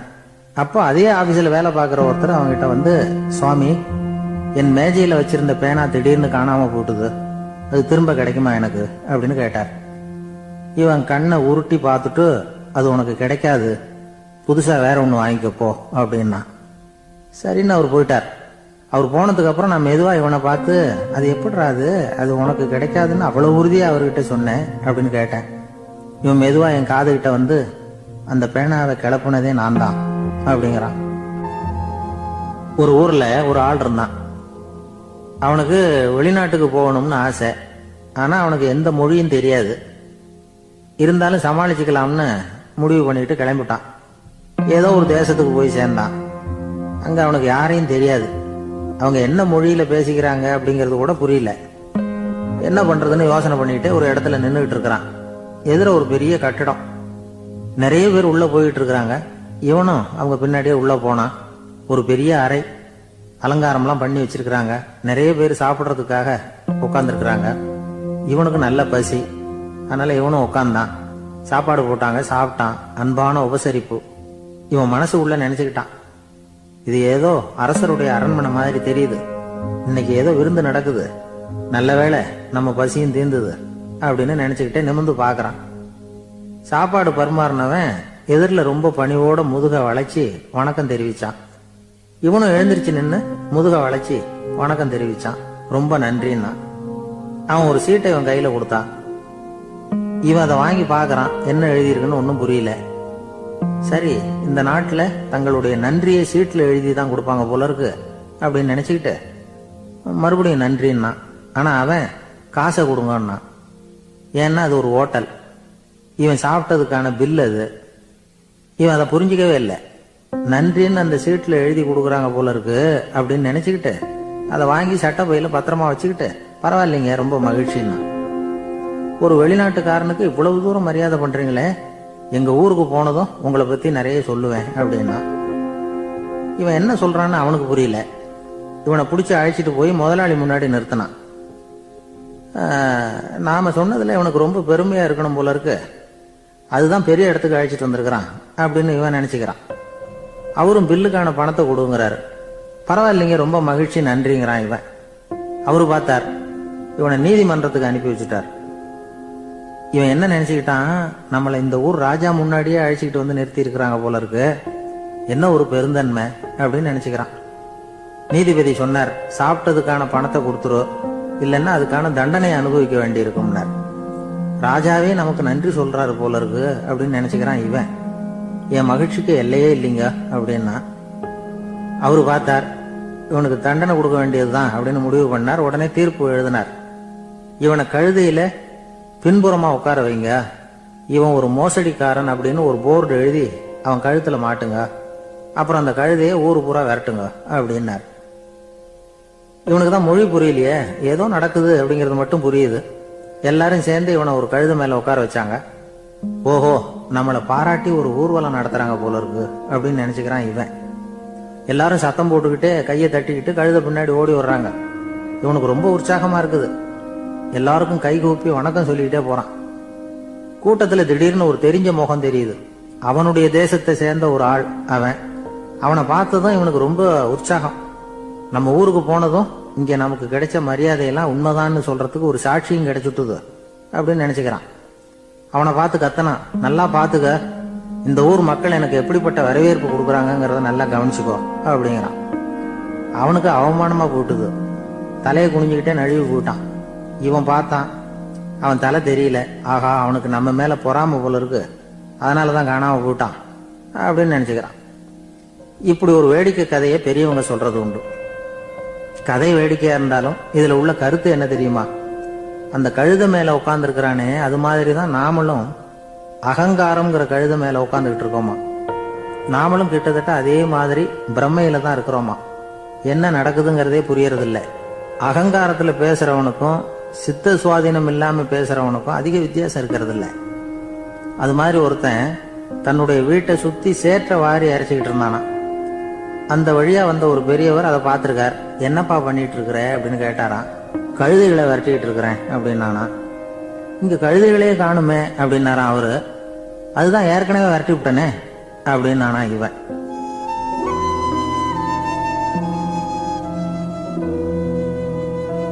ஒரு ஊர்ல 4 நண்பர்கள் இருந்தாங்க. 4 பேரும் சோம்பேறிகள். 4 பேருக்கும் எந்த வேலையும் செய்யறதுக்கு உடம்பு வளையறதில்ல.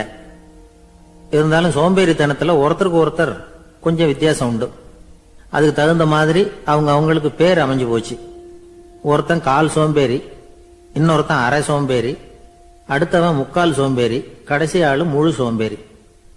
இவங்க 4 பேரும் நண்பர்கள். அப்புறம் எப்படி காரியம் நடக்கும்? 4 பேரும் ஒரு வீதியில அப்படியே நடந்து போய்கிட்டு இருக்கிறாங்க. நல்ல பசி. எங்கேயாவது சோறு போடுவாங்களா அப்படின்னு பார்த்துக்கிட்டே வந்தாங்க. அவங்க வந்த வழியில ஒரு ரூபாய் காசு கிடந்தது தரையில. அவங்க கண்ணுல அது பட்டுது. ஆனாலும் அதை குனிஞ்சு எடுக்கணுமே, அதுக்கு சோம்பேறித்தனம். முழு சோம்பேறி பார்த்தான். பக்கத்துல வந்துகிட்டு இருந்த முக்கால் சோம்பேறி கிட்ட சொன்னானா, டேய் அதை கொஞ்சம் குனிஞ்சு எடுறா அப்படின்னானா. அவன் என்ன பண்ணான் தெரியுமா? அதுக்கு அடுத்தபடியா வந்த அரை சோம்பேறி கிட்ட சொன்னானா, டேய் நீ அதை கொஞ்சம் குனிஞ்சு எடுறா அப்படின்னானா. அவன் இவனை விட மோசம். அடுத்தவங்க கிட்ட சொல்லியிருக்கிறான். அவனும் குனியறதுக்கு தயாரா இல்ல. ஆக கூடி கடைசியில யாருமே காசை எடுக்கல. என்னத்துக்கு அனாவசியமா உடம்ப வளைச்சுக்கணும் அப்படின்னு எல்லாரும் பேசாம வந்துட்டாங்க. அவங்க பாட்டுக்கு நடந்து வந்துகிட்டே இருக்கிறாங்க. எதிரில் ஒருத்தன் வாழைப்பழத்தை வண்டியில வச்சு தள்ளிட்டே வந்தான். ரூபாய்க்கு 4 பழம்னு கூவி வித்துக்கிட்டே வர்றான். இப்ப அந்த முழு சோம்பேறி சொன்னானா, டேய் வழியில கிடந்தத ரூபா, அதையாவது எடுத்துக்கிட்டு வந்திருந்தா இப்ப இந்த பழத்தை வாங்கி ஆளுக்கு ஒண்ணு சாப்பிடலாமே அப்படின்னானா. ஆமா சாப்பிட்டுருக்கலாமே அப்படின்னாங்களாம் மற்றவங்களும். ஆனாலும் திரும்பி போய் அதை எடுக்கணும்னு யாருக்கும் தோணல. பேசாம சோர்ந்து போய் நடந்து வந்தாங்களாம். இருட்டி போச்சு. வழியில ஒரு கோவில். சரி இங்கேயே படுத்து தூங்குவோம் அப்படின்னா ஒருத்தன். அதுதான் சரின்னாங்க மற்றவங்களும். அப்படியே மண்டபத்துல படுத்துட்டாங்க. கோவில் அர்ச்சகர் வேலையெல்லாம் முடிச்சுட்டு வெளியில வந்திருக்காரு. இவங்கள பார்த்தாராம். ஏன் இப்படி சோர்ந்து போய் கிடக்குறீங்க அப்படின்னு விசாரிச்சிருக்காரு. 2 நாளாச்சுங்க நாங்க சாப்பிட்டு அப்படின்னாங்களாம். அவரு உடனே ஐயோ பாவம் அப்படின்னு சொல்லி பானை, விறகு, அரிசி, தண்ணி எல்லாம் கொடுத்து நீங்களே சமையல் பண்ணி சாப்பிட்டுக்கோங்க அப்படின்னு சொல்லிவிட்டு போயிட்டார். இந்த 4 பேருக்கும் சமையல் பண்ணி சாப்பிடணும்னு ஆசையா தான் இருந்தது. ஆனா அடுப்பு பத்த வைக்கணுமே, அதுக்கு தீப்பெட்டி வேணுமே. தீப்பெட்டி இல்ல. இப்ப முழு சோம்பேறி ஆரம்பிச்சான். அடுத்தவனை பார்த்து, டேய் கடைக்கு போய் ஒரு தீப்பெட்டி வாங்கிட்டு வாங்க அப்படின்னு. அவன் வழக்கம் போல அடுத்தவங்க கிட்ட சொல்லியிருக்கான். அவன் அதுக்கு அடுத்தவங்க கிட்ட சொல்லியிருக்கிறான். கடைசியா கால் சோம்பேறி கிட்ட வந்து சேர்ந்தது. அவனும் அது நம்மால முடியாது அப்படின்னு பேசாம இருந்துட்டான். இப்ப தீப்பெட்டி வேணுமே, அதுக்கு என்ன பண்றது? அவங்களுக்குள்ள பேசி ஒரு முடிவுக்கு வந்தாங்களாம். அதாவது யாரு முதல்ல வாயை திறந்து பேசுறாங்களோ அவங்கதான் தீப்பெட்டி வாங்கறதுக்கு போகணும் அப்படின்னு. அவ்வளவுதான். உடனே 4 பேரும் வாயை கெட்டியா மூடிக்கிட்டு படுத்துக்கிட்டாங்க. அவங்க சமையல் பண்ணி சாப்பிட்டாங்களா என்ன அப்படிங்கிறது அர்ச்சகருக்கு தெரியல. சரி பார்த்துட்டு வரலாமேன்னு வந்தார். வந்து பாக்குறாரு, இவங்க 4 பேரும் அசையாம படுத்து கிடக்குறாங்க. அர்ச்சகர் பயந்துட்டார். ஒருவேளை பசி தாங்காம செத்து போட்டாங்களோ அப்படிங்கிற பயம். அல்லது நாம கொடுத்த உணவுப் பொருள்ல ஏதாவது விஷம் கலந்துருக்குமோ அப்படின்னு பயந்தார். அப்படின்னா நம்ம மேல பழி வந்துருமே அப்படின்னு நினைச்சு நடுங்க ஆரம்பிச்சுட்டார். அப்புறம் அவரும் ஒரு முடிவுக்கு வந்தாராம். கோவிலுக்கு பக்கத்திலேயே ஒரு பெரிய குழி இருந்தது. அதுல ஒவ்வொருத்தரையா இழுத்துக்கிட்டு போய் போட்டார். கொஞ்சம் மண்ணை தள்ளினார், காலால மிதிச்சார். அவர் மிதிச்ச மிதி ஒருத்தன் அடி வயத்துல போட்டுட்டுது. அவன் உடனே வலி தாங்காம ஐயோ அம்மான்னு அலறினான். உடனே நடந்தது என்ன தெரியுமா?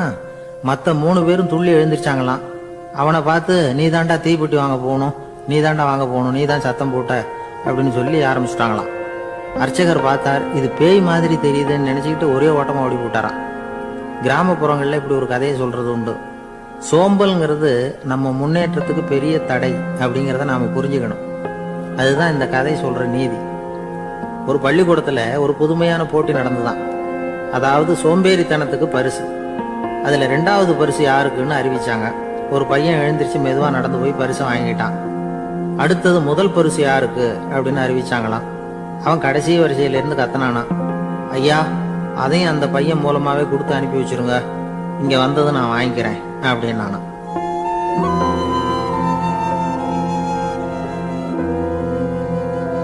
ஒரு ஊர்ல ஒரு ராஜா இருந்தார். அவரு ஒரு நாள் காலையில அரண்மனையில மேல் மாடத்துல வந்து நின்றுகிட்டு இருந்தார். அப்போ ஒரு ஆள் வீதியில ரொம்ப வேகமா ஓடிக்கிட்டு இருக்கான். அதை ராஜா கவனிச்சார். அவன் மனசுல ஏதோ ஒரு தவிப்பு இருக்குங்கிறத புரிஞ்சுக்கிட்டார். உடனே அரண்மனை சேவகர்களை கூப்பிட்டார். அந்த ஆளை இங்க அழைச்சிட்டு வாங்க அப்படின்னார்.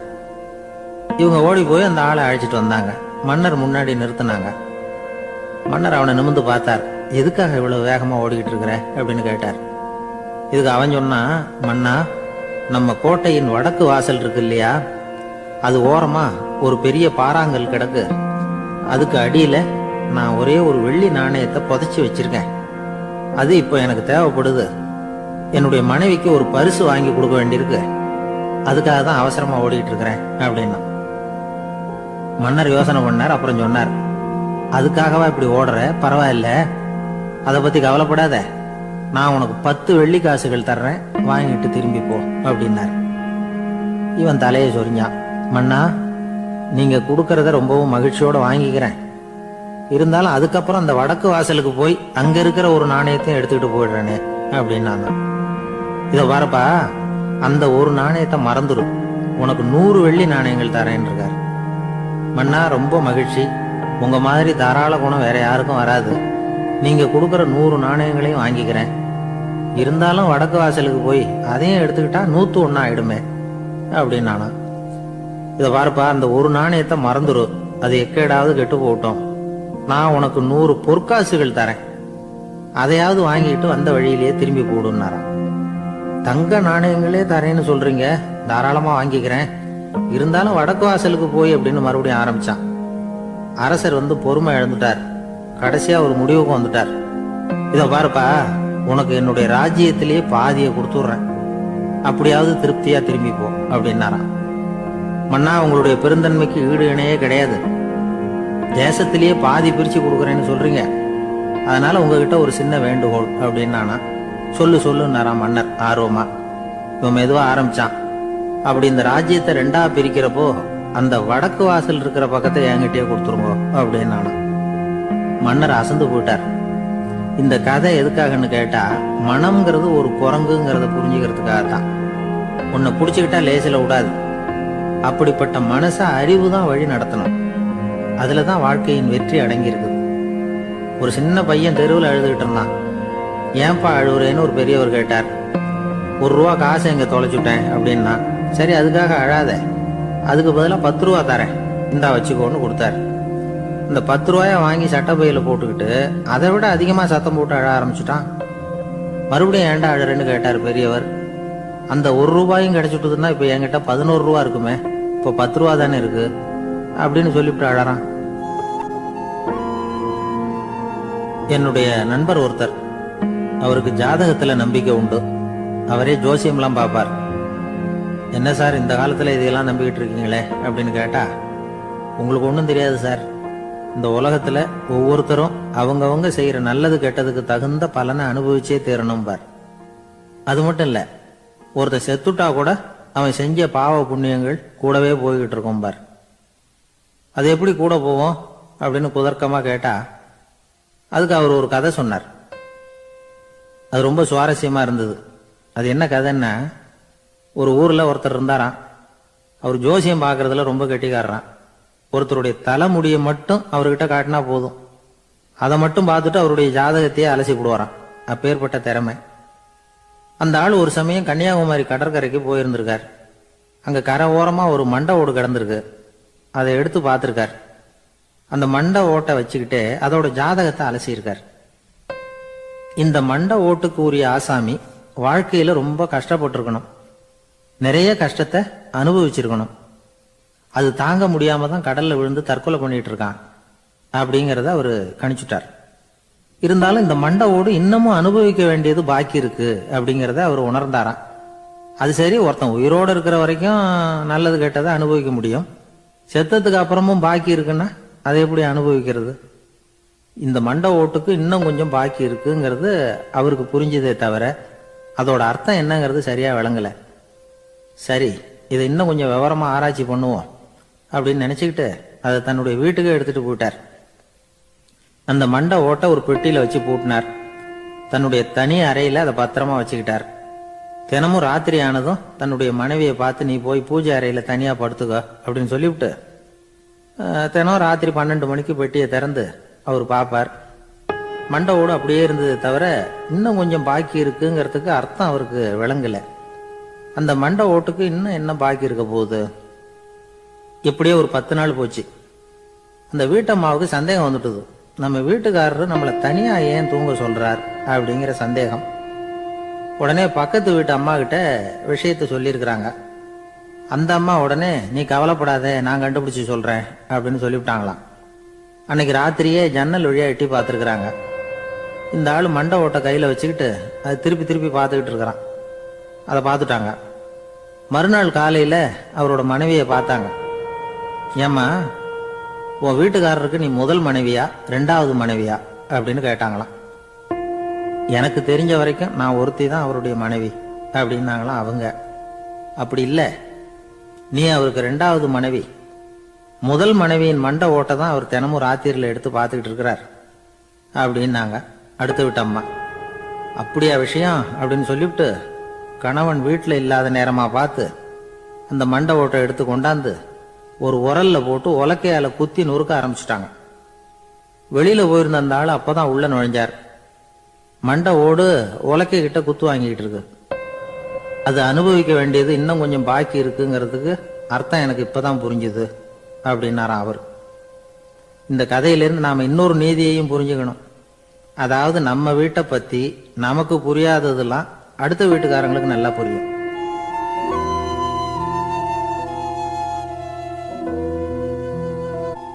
ஒரு ஊர்ல ஒரு ஆள் இருந்தான். அவன் ஒரு நாள் கோயிலுக்கு போனான். கடவுள்கிட்ட வேண்டிக்கிட்டான், எனக்கு ஒரு 1,00,000 ரூபா நீ கொடுத்தா நான் உன் சன்னதியில ஒரு தேங்காய் உடைக்கிறேன் அப்படின்னு வேண்டிக்கிட்டான். கடவுள் பார்த்தார். உடனே அவன் கண் முன்னாடி தோன்றினார். இந்தா நீ கேட்ட 1,00,000 ரூபாய் அப்படின்னு சொல்லி அவன் கையில பணத்தை கொடுத்துட்டு மறைஞ்சிட்டார். இவனால நம்பவே முடியல. இவ்வளவு சுலபமா கிடைக்கும்னு தெரிஞ்சிருந்தா அனாவசியமா ஒரு தேங்காய் உடைக்கிறேன்னு வேண்டி இருக்க வேண்டியது இல்லையே அப்படின்னு நினைச்சான். இருந்தாலும் வேண்டுதலை நிறைவேற்ற வேண்டியது கடமை.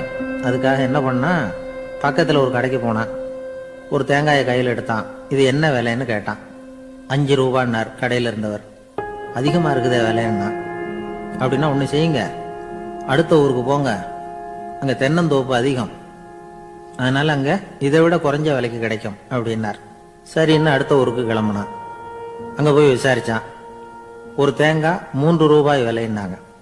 இதுவும் அதிகமா தெரியுதேன்னா. அப்படின்னா ஒண்ணு செய்ய, அதோ அந்த ஆத்து ஓரமா ஒரு தென்னை மரம் இருக்கு பார், அதுல நீயே ஏறி பறிச்சுக்கோ, ஒரு தேங்காய்க்கு 1 ரூபா கொடுத்தா போதும் அப்படின்னார் அந்த தோப்புக்கு சொந்தக்காரரு. இவனுக்கு மரம் ஏற தெரியாது. இருந்தாலும் ஆசை யார விட்டுது, விலை சல்லிசா இருக்குதே. ஆத்து ஓரம் போனா தட்டு தடுமாறி அந்த மரத்துல ஏறினா அந்த தென்னை மரம் வளைஞ்சி ஆத்து பக்கம் போய் அப்புறம் நிமிர்ந்து இருந்தது.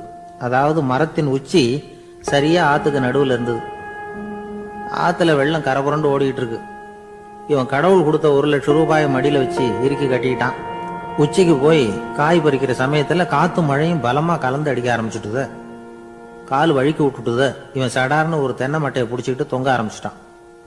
கீழே பயங்கரமான வெள்ளம், மடியில 1,00,000 ரூபா பணம். என்ன செய்யறதுன்னு தவிக்கிறான். இந்த சமயம் கரையில ஒரு யானை பாகன் யானையை குளிப்பாட்டிக்கிட்டு இருக்கிறான். அது அவன் கண்ணில் பட்டது. ஐயா ஒரு உதவின்னு கத்துனான். அவன் என்ன செய்யணும்னு கேட்டான். உன் யானையை மெதுவா இங்கே அழைச்சிட்டு வா, எனக்கு நேரா கீழே நிறுத்து, என் காலை பிடிச்சி மெதுவா கீழே இறக்கி விட்டுரு, என் மடியில இருக்கிற பணத்துல உனக்கு 10,000 ரூபா தரேன் அப்படின்னா. அவன் பார்த்தான். காலை கையை பிடிச்சா கூட எவனும் இந்த காலத்துல 10 ரூபாய்க்கு மேல தரமாட்டேங்கிறான், இவன் காலை பிடிச்சா 10,000 தர்றேங்கிறான் அப்படின்னு யோசனை பண்ணா. உடனே யானையை கொண்டுட்டு போனான். அவனுக்கு நேரா கீழே நிறுத்தினான்.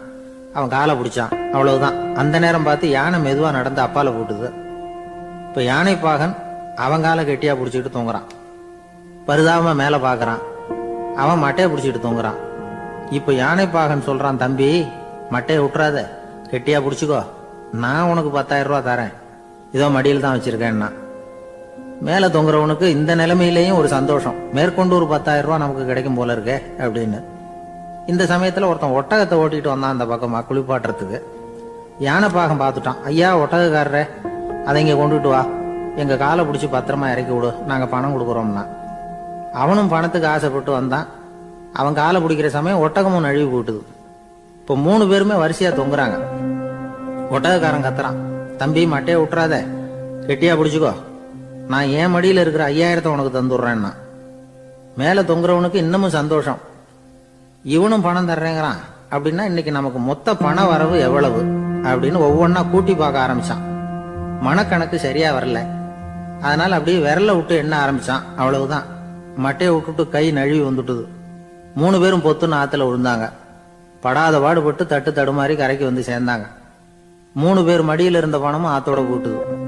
பேராசை பெருநஷ்டம் அப்படின்னு ஒரு பழமொழி இருக்குல்ல, அதை விளக்கறதுக்காக சொல்லப்பட்ட கதை இது. இந்த காலத்துல ஒருத்தர் ஒரு நீச்சல் குளத்துல நீச்சல் அடிச்சுக்கிட்டு இருக்கிறார். காவலுக்கு இருந்தவர் அதை கவனிச்சுட்டார். கரையில இருந்து சத்தம் போட்டாராம், இதோ பாருங்க, இங்க ராத்திரி 8 மணிக்கு மேல நீச்சல் அடிக்கிறது சட்டப்படி குற்றம், அதுக்கு அனுமதி கிடையாது, தெரியாதா உங்களுக்கு அப்படின்னாராம். இதுக்கு அவரு, ஐயோ நான் நீச்சல் அடிக்க வந்தவன் இல்லைங்க, சும்மா சுத்தி பார்க்க வந்தவன், தடுமாறி குளத்துல விழுந்துட்டேன், நீச்சல் தெரியாது, அதனால தத்தளிச்சுக்கிட்டு இருக்கிறேன் அப்படின்னு கத்துனாராம். கரையில இருந்தவர் பார்த்தார். ஓ அப்படின்னா சரி, அதுக்கு ஒன்றும் தடை இல்லை அப்படின்னு சொல்லிவிட்டு அவர் பாட்டுக்கு நடந்து போயிட்டாராம்.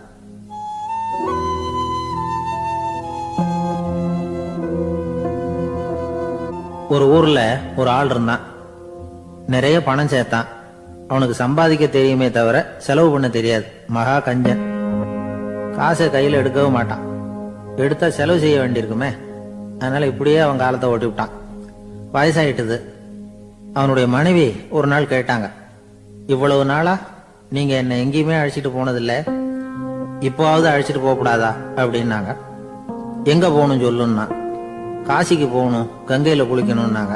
இவன் பார்த்தான், இதுக்கு ஏன் அவ்வளவு தூரம் செலவு பண்ணிட்டு போகணும், நம்ம ஊர் ஆத்துலயே குளிக்கலாமே, இதுவும் புண்ணிய நதி தான், இங்க குளிச்சா அங்க குளிச்ச பலன் கிடைச்சிரும் அப்படின்னா. சரின்னு 2 பேரும் ஆத்தங்கரைக்கு போனாங்க.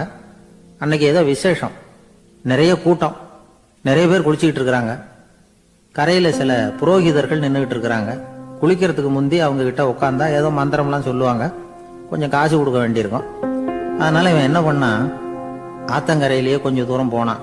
ஊரை விட்டு தள்ளி வந்துட்டான். அங்க யாருமே இல்லை. அப்பாடான்னு சந்தோஷப்பட்டான். குளிக்கலாம்னு புறப்பட்டான். இந்த நேரம் கடவுள் பார்த்தார், இந்த கஞ்சனுக்கு ஏதாவது புத்தி போகட்டணும் அப்படின்னு நினைச்சார். உடனே ஒரு புரோகிதர் மாதிரி உருவத்தை மாத்திக்கிட்டு அந்த ஆள் முன்னாடி வந்து நின்னார். அவனுக்கு அதிர்ச்சி. இங்க யாருமே இருக்க மாட்டாங்கன்னு நினைச்சா இங்கேயுமே ஒரு ஆள் வந்துட்டாரு, என்ன பண்றதுன்னு யோசனை பண்ணான். புரோகிதர் உருவத்தில் இருந்த கடவுள் சொன்னார், இதை பாருங்க, இன்னைக்கு விசேஷ நாள், நீராடுறதுக்கு முன்னாடி சுயகல்பம் பண்ணிக்கிறது ரொம்ப நல்லது அப்படின்னார். என்கிட்ட பணம் எதுவும் இல்லையேன்னா. பரவாயில்ல, அப்புறமா கொடுங்க, வாங்கிக்கிறேன், ஆனா ஒண்ணு, எவ்வளவு கொடுப்பீங்கிறத மட்டும் இப்பவே சொல்லிவிடுங்க அப்படின்னார். இவன் ரொம்ப யோசனை பண்ணான். ஒரு 10 பைசா தரேன் அப்படின்னா. சரின்னு ஒத்துக்கிட்டு எல்லா கிரியைகளையும் அவர் செஞ்சார். அதுக்கப்புறம் கணவனும் மனைவியும் ஆத்துல குளிச்சாங்க. அவர் போயிட்டார். கொஞ்ச நாள் கழிச்சு அவன் வீட்டுக்கு வந்தார் கடனை வசூல் பண்றதுக்கு. வாசல்ல நின்றுகிட்டு இருந்த அவன் மனைவி இவரை பார்த்ததும் தயங்க ஆரம்பிச்சாங்க. அந்த அம்மா கிட்ட விஷயத்த சொன்னார்.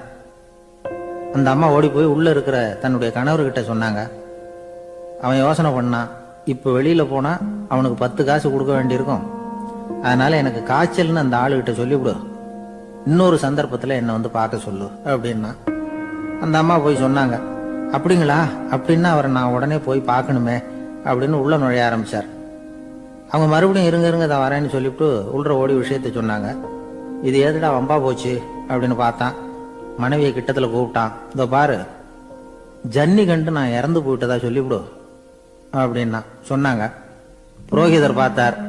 அப்படின்னா ஒரு வழியா இருந்து அவருடைய இறுதி சடங்குகளையும் நானே முடிச்சுட்டு போயிடுறேன் அப்படின்னார். உள்ள இருந்தவன் யோசனை பண்ணான், அந்த ஆளு என்ன விட மாட்டான் போல இருக்கு, அதனால ஒரு சவப்பெட்டியில என்னை வச்சு தூக்கிக்கிட்டு மயானத்துக்கு போங்க பாத்துக்கலாம் அப்படின்னா. புரோகிதரை விடுற மாதிரி இல்ல, கூடவே நடந்து போயிட்டு இருக்கிறார்.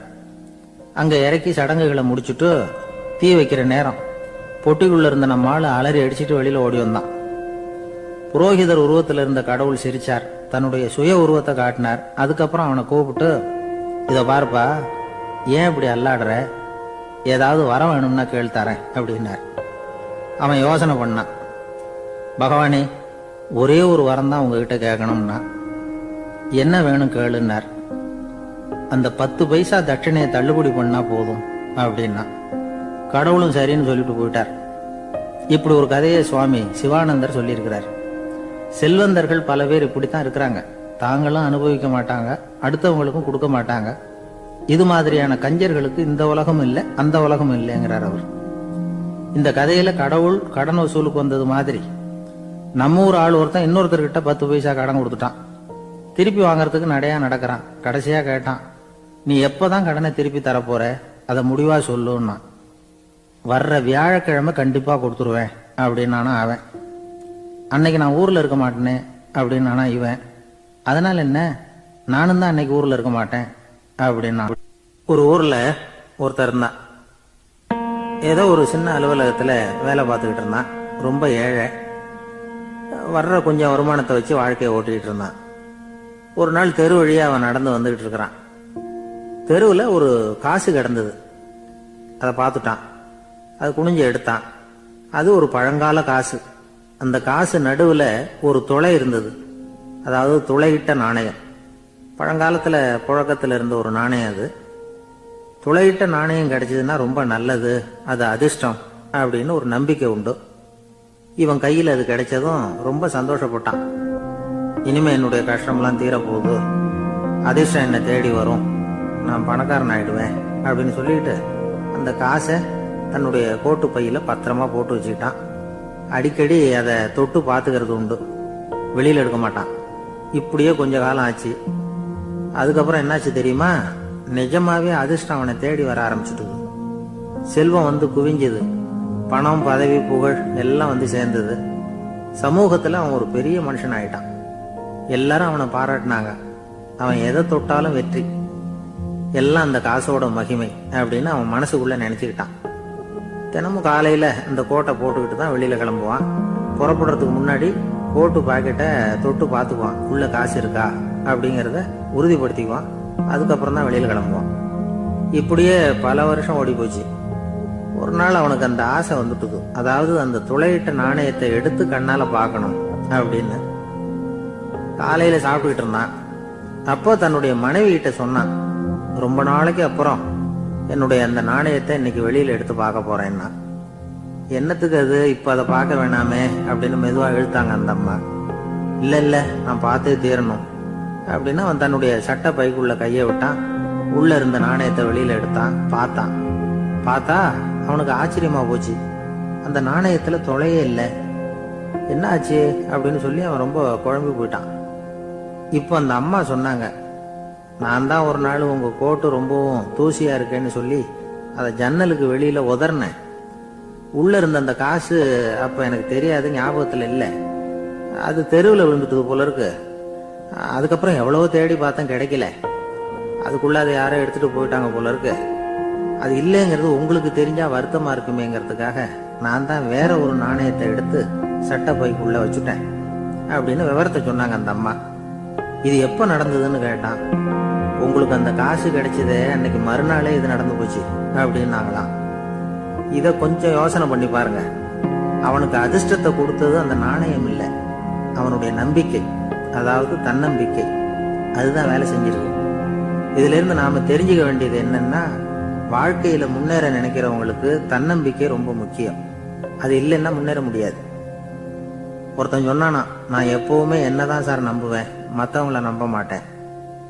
நேற்றுக்கு பாருங்க, திடீர்னு 10 பேர் என்ன அடிக்க வந்துட்டாங்க, நான் ஒருத்தனாவே அதை சமாளிச்சேன் அப்படின்றான் ரொம்ப பெருமையா. அது எப்படின்னு கேட்டாங்களாம். ஒரே ஓட்டமா அங்கிருந்து ஓடி வந்துட்டேன் அப்படின்னு நானா.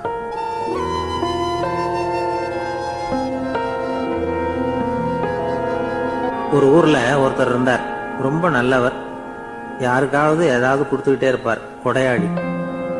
தினமும் யாராவது ஒருத்தருக்கு ஏதாவது கொடுக்கலன்னா அவருக்கு தூக்கம் வராது, அப்படி ஒரு பழக்கம்.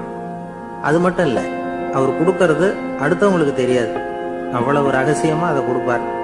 வலது கை கொடுக்கறது இடது கைக்கு தெரியக்கூடாதுன்னு சொல்லுவாங்கல்ல, அது மாதிரி அவர். ஒரு நாள் ராத்திரி அவர் ஏற்கனவே தயாரா கட்டி வச்சிருந்த பணம் முடிச்ச கையில எடுத்துக்கிட்டு வீட்டை விட்டு வெளியில வந்தார். தெருவில் இறங்கி நடந்தார். இன்னைக்கு யாருக்கு தர்மம் செய்யறது அப்படின்னு யோசனை பண்ணிட்டு இருட்டில் நடந்து வந்துகிட்டு இருக்கிறார். யாரோ ஒருத்தர் எதிரில் வர்றது மாதிரி தெரிஞ்சுது. உடனே அவர் கிட்ட போனார். தன்கிட்ட இருந்த பணம் முடிச்ச அவசரமா அவர் கையில திணிச்சுட்டு திரும்பி வந்துட்டார். அப்பாடா, ஒரு வழியா யாருக்கும் தெரியாம இன்னைக்கு தர்மம் பண்ணியாச்சு அப்படிங்கிற மகிழ்ச்சி, மன நிறைவு அவர் முகத்துல. நிம்மதியா தூங்கினார். அப்புறம் எழுந்திரிச்சார். மறுநாள் காலையில ஊரு பூரா ஒரே பேச்சு. என்ன பேச்சுன்னா, நேத்து ராத்திரி ஒரு திருடன் கையில யாரோ பணத்தை கொடுத்துட்டு போயிருக்கிறாங்க அப்படின்னு எல்லாரும் பேசிட்டு இருக்கிறாங்க. இதை கேள்விப்பட்டதும் அந்த பெரியவருக்கு ரொம்ப வருத்தமா போச்சு. அடடா, போயும் ஒரு திருடனுக்கா உதவி பண்ணிருக்கிறோம், பிரயோஜனம் இல்லாம போட்டுதே அப்படின்னு நினைச்சார். சரி, இன்னைக்கு யாருக்காவது உதவி பண்ணணும் அப்படின்னு முடிவு பண்ணினார். ராத்திரி நேரம் வந்தது. இவர் வழக்கம் போல தெருவில் இறங்கி நடந்தார். கையில பணம் முடிச்சு. எதிரில் ஒரு பெண் உருவம் மங்கலா தெரிஞ்சது. இவர் உடனே அந்த பெண் கிட்ட பணத்தை கொடுத்துட்டு திருப்தியா திரும்பி வந்துட்டார். மறுநாள் காலையில ஊரு பூரா என்ன பேசிக்கிட்டாங்க தெரியுமா? நேத்து ராத்திரி நெறி தவறி நடக்கிற ஒரு பெண்ணின் கையில யாரோ பணத்தை வச்சுட்டு போயிருக்கிறாங்க அப்படின்னு எல்லாரும் பேசிக்கிறாங்க. அடடா, இன்னைக்கும் தவறுதலா நடந்து போச்சு அப்படின்னு ஒரு வருத்தப்பட்டார். இருக்கட்டும், இன்னைக்கும் ஏதாவது தர்மம் பண்ணுவோம் அப்படின்னு நினைச்சுக்கிட்டாரு. 3வது நாள் ராத்திரியும் புறப்பட்டார். இப்பவும் எதிரில் ஒருத்தர் வந்தார். இவர் பணத்தை கொடுத்தார், திரும்பி வந்துட்டார். மறுநாள் மக்கள் என்ன பேசிக்கிட்டாங்கன்னா, நேத்து ராத்திரி ஒரு செல்வந்தர் கையில யாரோ பணத்தை கொடுத்துட்டு போயிருக்கிறாங்க அப்படின்னு பேசிக்கிட்டாங்களாம். அவருக்கு ரொம்ப வருத்தமா போயிட்டுது. என்ன இது, தினம் இப்படி ஆகிட்டு இருக்குதே அப்படின்னு நினைச்சுக்கிட்டே படுத்து தூங்கினார். அன்னைக்கு ராத்திரி ஒரு கனவு. அந்த கனவுல இறைவன் வந்து சொன்னாராம், இதோ பாருப்பா, நீ கொடுத்த தர்மம் வீணா போயிடல. உன்கிட்ட பணம் வாங்கின அந்த திருடன் திருந்திட்டான், அந்த பொண்ணும் திருந்திட்டா, அந்த செல்வந்தனும் கொடையாளி ஆயிட்டான், எல்லாருக்கும் உதவி பண்ண ஆரம்பிச்சுட்டான் அப்படின்னு சொன்னாராம். இந்த கதையை சொன்னவர் யாருன்னா நபிகள் நாயகம். இதுல உள்ள கருத்து என்னன்னா, நல்ல மனசோட தர்மம் பண்ணுனா அது வீணா போறதில்லை. இன்னொரு கருத்து, தர்மம் வந்து தன்னை மட்டுமல்ல அடுத்தவங்களையும் தீமையிலிருந்து காப்பாற்றும். இதுதான் நாம புரிஞ்சுக்க வேண்டியது. இந்த காலத்திலே இது மாதிரி சில சம்பவங்கள் நடக்கிறது உண்டு. ஒரு பெரியவர் இருட்டில் நடந்து வந்துகிட்டு இருந்தாரு. எதிரில் வந்த ஒருத்தன் வலு கட்டாயமா ஒரு கையை பிடிச்சி ஒரு பண முடிப்பை கொடுத்து வச்சுக்க சொல்லிவிட்டு விலகி போட்டான். பெரியவருக்கு ஆச்சரியம். இந்த காலத்திலயும் இப்படி வலது கை கொடுக்கறது இடது கைக்கு தெரியக்கூடாதுன்னு நினைக்கிற கொடையாளிகள் உண்டு போல இருக்கு அப்படின்னு யோசனை பண்ணிக்கிட்டே நடந்தார். கொஞ்ச தூரம் போயிருப்பாரு. அதுக்குள்ள அதே ஆள் திரும்பி வந்தான். கொடுத்த பண முடிப்பை திருப்பி கொடுங்க அப்படின்னு கேட்டு வாங்கிட்டான். இவருக்கு ஒன்றும் புரியல. ஏன் இப்படி பண்றேன்னார். அது ஒண்ணும் இல்லைங்க, கொஞ்ச நேரம் இதை உங்ககிட்ட கொடுத்து வச்சிருந்தேன், அவ்வளவுதான் அப்படின்னா. ஏன்னு கேட்டார். என்னை பின்னாடி போலீஸ் தேடிக்கிட்டு வந்துகிட்டு இருக்குது, அதுதான் அப்படி பண்ணேன். இப்போ போயிட்டுது, இனிமே ஒன்றும் பயம் இல்லை அப்படின்னு சொல்லிவிட்டு அவன் பாட்டுக்கு நடந்து போறான்.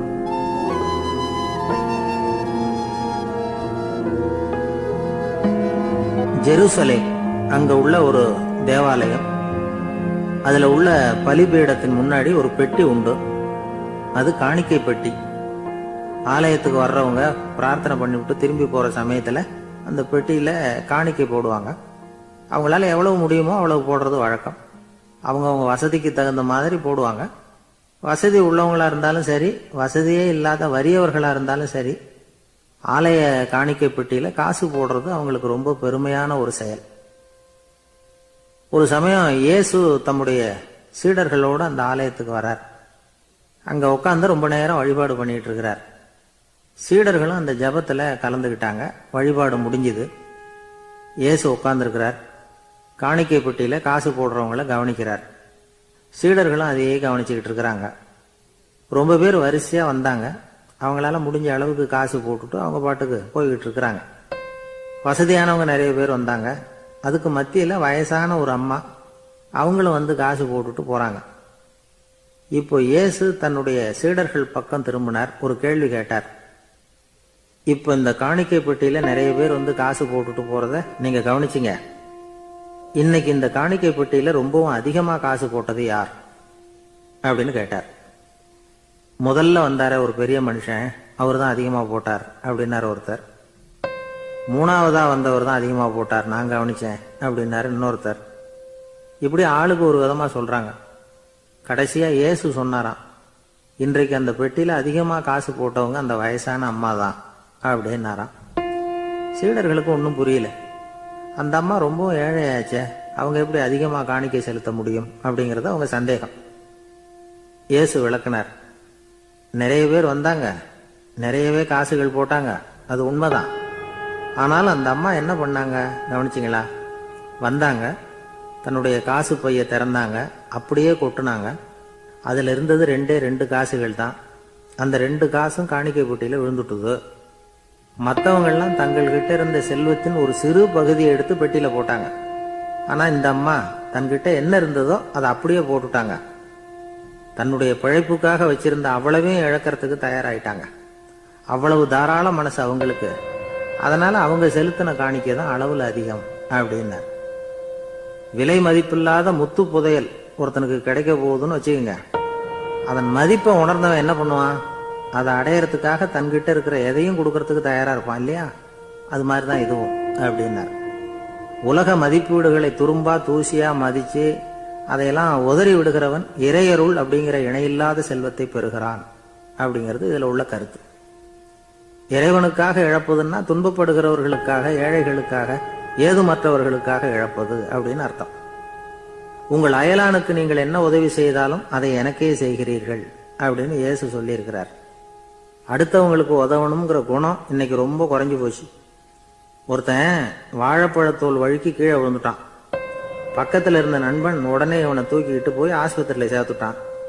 அதுக்கப்புறம் சொன்னான், நீ அந்த வாழைப்பழத்தோல்ல